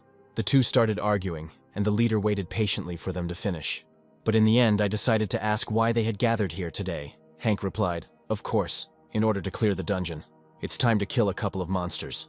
The leader looked around and asked, "There is no dungeon here, so why are they here?" He knew Hank was unusual, but he didn't think it would be this bad. Hank asked the old man to calm down. If the prediction was correct, he would appear now. "It's already 37 minutes. The chief asked what prediction Hank was talking about. And at that moment, a poisonous dungeon appeared behind the head. Becky asked if he had told the truth and what they should do. Chuck didn't lie. The dungeon appeared. Hank admitted that it was incredible. The chief asked if Hank knew a fortune teller. Hank replied no. It was just a very evil old man who helped. Becky said that the fortune teller made a deal with them. They proposed to predict the emergence of poisonous dungeons. And they came here to check out this rare phenomenon. Hank decided to go there alone. The most important thing would be tomorrow, so let them rest. The chief took off his equipment and asked why tomorrow. Hank replied, "The dungeon will rise to the 7th rank. The fortune teller said so." The woman asked the manager to repeat himself. It seemed she had heard incorrectly. The guy apologized. The woman said she was tired of apologies. Let him clearly repeat what he said. The guy said that it was some kind of seedy clan. He took away their rights to the dungeon, and the woman got angry. The guy got nervous and shouted that he would take his license back. Because the association suddenly changed its mind, the woman interrupted him. She asked, "He knows that this project didn't work out from the very beginning. Losing in such a situation is simply ridiculous. Their image will never be restored. He has no shame. This clan must be making fun of them." The guy begged for another chance to fix everything, but the woman said, what she wanted to hear was not an apology, but an analysis of the reason for the loss, and proposals for solving the current problem. The crazy woman attacked the guy. It was as if she sucked the life out of him and told him to think it over. The madwoman didn't kill him. She read the reports on the clan and said that they had become bolder lately. She learned that there were only 2 people in this clan, but she didn't yet know who the second person was. How do they even exist, she asked, then said that one shouldn't talk about those like that. Whoever took away their rights to the dungeon, she became interested in the cleansing clan. The next day, the 7th rank dungeon was ready. Hank asked Becky to drink the antidote. The others got ready too. Then Hank said they were ready. They entered the dungeon, a smoky smell, vibrations, thick poison all around. Monsters of incredible size. In front of them, Hank looked like a bug. But this thick poison everywhere made Hank happy. He could inhale this poison deeply. Hank said happily how refreshing it was, and wasn't at all worried about the giant. The giant roared and threw his huge spear towards Hank. However, Hank himself was no longer there. He was standing behind this giant. As soon as the monster turned around, Hank cut him into 2 pieces in an instant. The black ether has increased, meaning it can absorb even rank 7 poison. But still, this is a 7th rank dungeon. The speed and strength of the monsters are different. There are a lot of them, so if they surround Hank, it will be difficult. But he is glad that they still can't match his speed. It was worth it. Hank began his hunt. The monsters threw spears at him. The boys watched the battle from afar, the leader admiring how bravely Hank fought. Even though Hank was a healer, he had never seen anything like this before, and the leader was angry. Why was Hank fighting so hard and he couldn't help him? Becky asked. Was he so vulnerable? Is her own powerlessness really bothering her? She said Hank said he would do everything himself. The boss will only interfere if he can't help. It's better to stay out of the way. After all, they can't do anything now. All they can do is wait. Then the boss resigned himself. Becky was right. Hank really didn't need their help. Hank just changed the state of his dagger and it turned into a huge sword. Now it was time for the monsters to get nervous. They were saying something in their own language. And at that moment, Hank jumped up and swung his sword in front of their faces. The monsters didn't have time to do anything. Hank easily chopped off their heads. And the monsters nearby threw their spear at Hank, but Hank noticed it. And immediately he changed the state of the dagger. It fell apart, providing Hank with support. With the board capable of landing on it, Hank used it as a flying skateboard. He flew back from the blow. The monsters were strong, but they didn't know how to work as a team. If Hank fights, avoiding their blows, he will win without even breaking a sweat. There was still plenty of airtime, so Hank decided to try again. He ran over the monster's weapon, then moved his dagger up. And again he changed the state of the dagger into a huge sword and prepared to strike. But this time, Hank decided to show off and use dual mode. Apparently, he wanted to use the perfect moment to kill 2 at once. No, actually, Hank decided to kill all the monsters at once. The monster decided to hit Hank, but Hank was no longer there. He was already on the ground. This time Hank didn't use any illusion tricks. Hank was actually able to attack every monster that was in front of him. The monsters' heads began to fall to the ground as Hank walked past them. Hank felt it. What the fortune teller said was true. He said that if there was a golden flower nearby, Hank would be able to sense it instinctively. It is impossible to find him on such a big mountain, but his premonition tells him the exact location of the flower. It is truly a legendary flower, the beauty of which is mesmerizing, but it is not golden. What's also strange is that the dungeon boss is nowhere to be seen, even though he's supposed to be protecting the flower. At that moment the earth shook, the birds flew away, and Hank froze. Hank wondered if an earthquake had started, if it was the second wave. No, it feels completely different. It feels like something incredibly huge is approaching. Although those monsters were also large, the leader and Becky trembled with fear. A huge boulder flew at Hank, but he managed to jump away. The boss showed up and now the guys were in no mood for jokes, even Hank. The monster looked like an armored titan, and it was huge. This was not a mountain, but a monster. Hank only now realized why the mountain looked strange. This will take some tinkering. Hank asked the system to show information about him. The monster has the skill of unwaveringness, so it can block physical attacks. This is because the boss's body is made of franium, which is a deformed substance. To this day, franium is known as the most durable material. It cannot be deformed by ordinary physical force. But he can melt it, which means Hank still has a chance to win. Hank had about half the airtime left, so he didn't have time to think about it. As the monster began to attack, the boss threw a huge boulder again. A huge amount of smoke rose up, and the chief was worried that Hank had been hit. That's what happened, but Hank healed himself. Hank admitted that the monster was strong.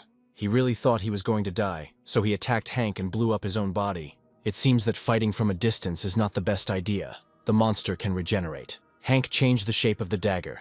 The hit-and-run strategy has never failed. No matter what rank the monster is, even it can't survive the constant onslaught of Hank's sword attacks. Hank used a poisonous move. The chief watched Hank and was impressed. Incredibly, Hank rushed into battle without a moment's hesitation, the leader thought. Even though he is the head of a small clan, he is still a veteran. He realized that Hank is stronger than ordinary hunters. As soon as he saw him, but he didn't expect this.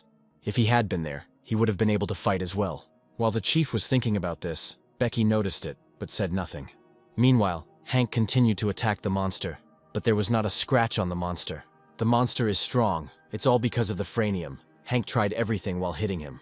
But its regeneration speed is too fast to defeat. We need to destroy the franium and strike the core. While Hank is changing modes, he will already have time to recover. It would be more convenient if someone else destroyed the franium. But he couldn't ask those two. Hank decided that he had to handle it alone. And what's even more of a problem is that he didn't expect his sword to be able to withstand the blows. The presenter introduced a rising star, a hunter who was awarded the B rank. Because of the amount of ether, his abilities exceed A rank. Charlie was a very promising hunter, and at first everything went great. No, to be honest, Charlie was doing just fine. He wasn't an SS rank hunter. However, everyone recognized him, and popularity did not pass him by. He certainly had nothing to complain about in life, especially because he had a wife whom he valued more than anything in the world. May 14th is their anniversary, but Charlie has been called away on urgent business. He apologized for this, but Sally did not worry. She said that she would wait for him. Charlie hugged his beloved and promised to return as soon as possible. But Charlie returned to a destroyed house. The life of these beautiful lovers was destroyed. From that very day, Charlie began to search for this legendary flower. Hank managed to destroy the protective barrier. Now it's time to attack. He used white sleep. Hank was sure that this time everything went smoothly. Hank didn't even doubt it, but the protective layer had already managed to recover. Well, it's time for Hank to admit he was being optimistic. He still has 2 more tries left. Not much. You have to be careful, because the dagger is about to break. Hank was too distracted to block the monster's attack. This monster is faster than Hank thought. Why exactly when every attack counts? Now he has only 1 attempt left. He needs to find a way to turn the situation to his advantage. But what can he do at the moment? The airtime is already running out. And the X can activate the White Dream only once, so how can he get through its protective layer? You can't overdo it, otherwise it will kill him. First you need to understand. Can Hank even handle this monster on his own? He cannot spend his last attack as a support attack. His thoughts were interrupted by the leader's shout. Hank turned around and saw that the leader was dragging a tree. No idea what the boss is trying to do, but I need to tell him to get out of there. But the leader simply threw a tree at the monster. But will he be able to hit it? Or he tries to change the direction of his hand. This is also pointless. No, his original target wasn't the boss, but Hank himself. Well, that's still better. Rather than get hit by this monster, Hank just has to endure it. The boss didn't try to do anything with him, since it was easier to move Hank than such a colossus. And it worked. Now Hank realized that the problem was that Hank was trying to deal with the monster alone. Then Hank called the chief and shouted. It seemed to him that he could handle him himself. But he was wrong. He needs the chief's help. He regrets that he didn't trust the chief. The leader waited for Hank to give him permission to join, adding Charlie to the plan. Hank was given many choices, but in such an urgent situation. He needs to discard all the options that are now less effective, and the only one that remains, handing over the X shard to Charlie, will inevitably result in him taking damage. Even though it is a blade fragment, it is still imbued with dark ether. It was hot as hell. Charlie was surprised that Hank had been using this weapon all this time. But he will endure, because now he will finally be able to help Hank. Hank warned the chief about the monster's leg. The explosive beam was even in the leg, not just in the arm. They are clearly missing some detail. The monster attacked with a beam. Then Hank immediately ran to the chief. It seemed the chief was normal. But Hank still asked if the boss was okay, and the boss replied, yes. It's strange, but he's completely intact. It feels like his whole body has become lighter. Becky shouted. Even though the idiots had SS ranks, their brains had been completely blown out in the battle. And if they died, what would happen to the flower? And Charlie should know how to control himself. He's an adult already. Complex stealth techniques are primarily used by high-class espers. However, it is of little use in dungeons, so only a few people resort to it, especially spies. It helps you emerge victorious in a fight where you are highly likely to lose, and makes the weak stronger. And it multiplies the ether many times over and enhances the work of the brain. A force that turns everything in your favor. Little Becky saved those fools by shouting at them to take care of themselves during the fight. Hank laughed and said, well, looks like Becky didn't expect that. It was only then that Becky noticed the rainbow emanating from her. It seemed like Becky had been using her power without even realizing it. This girl continues to surprise Hank. The boss called Hank, and he looked at him. The fight was not over yet. The monster approached the guys again and prepared to attack. The difference in time created by the swing of a weapon is the essence of teamwork. To make up for the time lost, Hank's movements are beyond imagination. Hank decided to clear the way for them. The main thing was that Charlie didn't fall behind. Charlie replied, "No problem, he just had to keep up with Hank." The monster got angry and started throwing stones from its body at the boys. Hank and Charlie deftly dodged the rocks, but the monster began to shoot from its hand. Then Hank shouted to the chief not to think about stopping. "We need to run." The explosion sent up a wall of smoke, but the boys were okay. They were lucky. The fact that Becky is protecting the guys has an incredible effect on this bat. Charlie never thought that an ability he had only heard about would be so powerful. Hank said, as he had already said, the effect would not last long. Becky had only recently woken up. So there is no time to waste. This power can be compared to a candle. They do not know when exactly it will go out. Just like the time Hank summoned the snake, Becca's condition worsened. It must be because she can't control her powers. Then Hank needs to increase his speed even more. It wouldn't hurt for him to get a couple of new abilities. The monster was throwing stones. They almost got there, but the boulders kept flying. The boss only became more enraged, and for a second Charlie thought they were finished. But he quickly dismissed this thought, because nothing is known yet. This is not the end. Charlie yelled to Hank that he would try to clear the way, when suddenly the line hit every boulder, and a second later, all the boulders simply exploded. Charlie didn't even have time to jump. Hank dealt with the boulders, Charlie thought. Hank was always this strong. Surprisingly, Hank definitely deserves respect. He tries to do everything to clear the way for them. To make Charlie do what he must, Hank risks himself for him. He has no choice but to do it. He put all his ether into this blade. To destroy the protective barrier, their labors finally bore fruit. They managed to reach the core of the dungeon boss. Great job. And then it was necessary to help poor Becky, who had used up all her strength. Charlie was happy that they were able to complete the 7th tier dungeon, and Hank praised Charlie for his work. After all, most people die just by touching this blade. They just burn up. Well, Charlie didn't know that, so he asked Hank. And Hank decided to give this blade to him. Hank said that he believed in Charlie. The main thing is that they finished the dungeon, but the leader didn't know that the boss was still alive. He seemed to have forgotten that if he killed the boss, the flower would die with him. Hank climbed onto the monster and said the one they killed was a difficulty 8.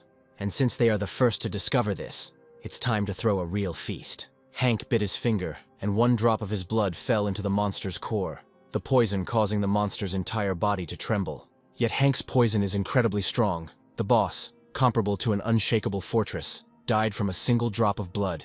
The leader was very grateful to Hank. For him, Hank was like a savior, which changed his life. But sometimes, this guy scares the hell out of him. It was time to stop. Sally came to this decision after 5 years of reflection. They didn't know the reason. What an unanswerable phrase, especially from the doctor's lips. But it wasn't strange. The news was always talking about dungeon breakthroughs and other things. As the world changed, many things emerged that were beyond the control of doctors. Just like Sally, conscious but motionless, she can't move. But she could see and hear. She could not answer. But she knew his efforts, plans for her salvation. The situation in the clan, and his thoughts about her death. He did not talk about it, but she knew how much he suffered. She had never seen his silent tears until today. The only reason for this is her death. Sally remembered their first meeting. How sweetly he asked for her phone number, how they walked together. Their happy moments in life, of which there were so many. Sally didn't think she deserved him. She knew how hard he tried for her. But if she could, she would like to experience it one more time. A couple of people approached her room. They were talking about some kind of operation. Sally thought it seemed like the time had come. She thought about her husband. He wouldn't hear her. She continued to talk nonsense that she didn't deserve him. Sally prepared herself for death and thanked her husband for being there all this time. She never even dreamed of this moment, but a miracle still happened. It's a miracle this wonderful couple deserves. Life has returned to Sally. A sparkle came into his eyes, and Charlie continued to cry loudly and ask his beloved for forgiveness. He was finally able to hug his wife and apologize for being 5 years late. They couldn't hold back their tears. Both of them were crying loudly, and Hank and Jade stood nearby. Hank was happy, as was Jade. Jade said that Charlie was a very lucky guy. And he was right. There are a lot of things that people try to protect, but nothing works out for them. Our hero helped this couple reunite. He is a true hero, just like Charlie, who did not give up for so many years. Meanwhile, Chuck was standing in front of a huge tombstone when suddenly Becky's voice was heard. She said she was wondering where he was. She likes looking at monuments. He has a strange hobby. Chuck looked at her. Becky said, she came back. Chuck asked if 7 stars were true. Becky said yes. He sent him the video. so later he can see for himself, Chuck answered clearly and pulled out one petal. He said that this mission would cost 32 million. She tried hard for the sake of her dad's duty. Now she can live freely, something Becky and I didn't expect. Chuck turned out to be not such a bad person. She called Chuck father, but Chuck said he was not her father, now he was just Chuck. Then Becky asked if it was really all over, and Chuck said yes. Then he took the ring off the necklace and gave it to Becky. It has a big story tied to her. Becky didn't understand anything. She asked why she could be free. Chuck said that if he wanted information, he had to pay first, even though the information was priceless. And Hank was at home with his sister.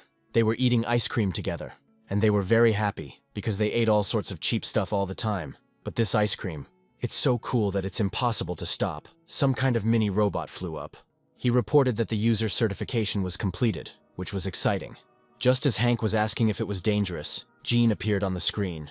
And immediately he started screaming. Sonny asked who this dumpling-like man was. Hank said that the doctor had helped him a lot, then asked Gene what had happened. He heard the lab had moved, Gene said. He'd been following the news about Hank. Hank became much stronger. Hank became embarrassed and said that it was all thanks to the doctor. It's just a video recording. Jin decided to get down to business. The X was created in a hurry, so now her durability might be at an end, and he feels like Hank has a lot of questions for him. Gene sent the new address of the lab, as he had contacted Hank in time. Finally, we saw Carrie. She seemed to be enjoying being back in Korea. This building definitely contains the Glory Guild laboratory. It exploded. She didn't have time for such nonsense. She asked if this child could handle everything.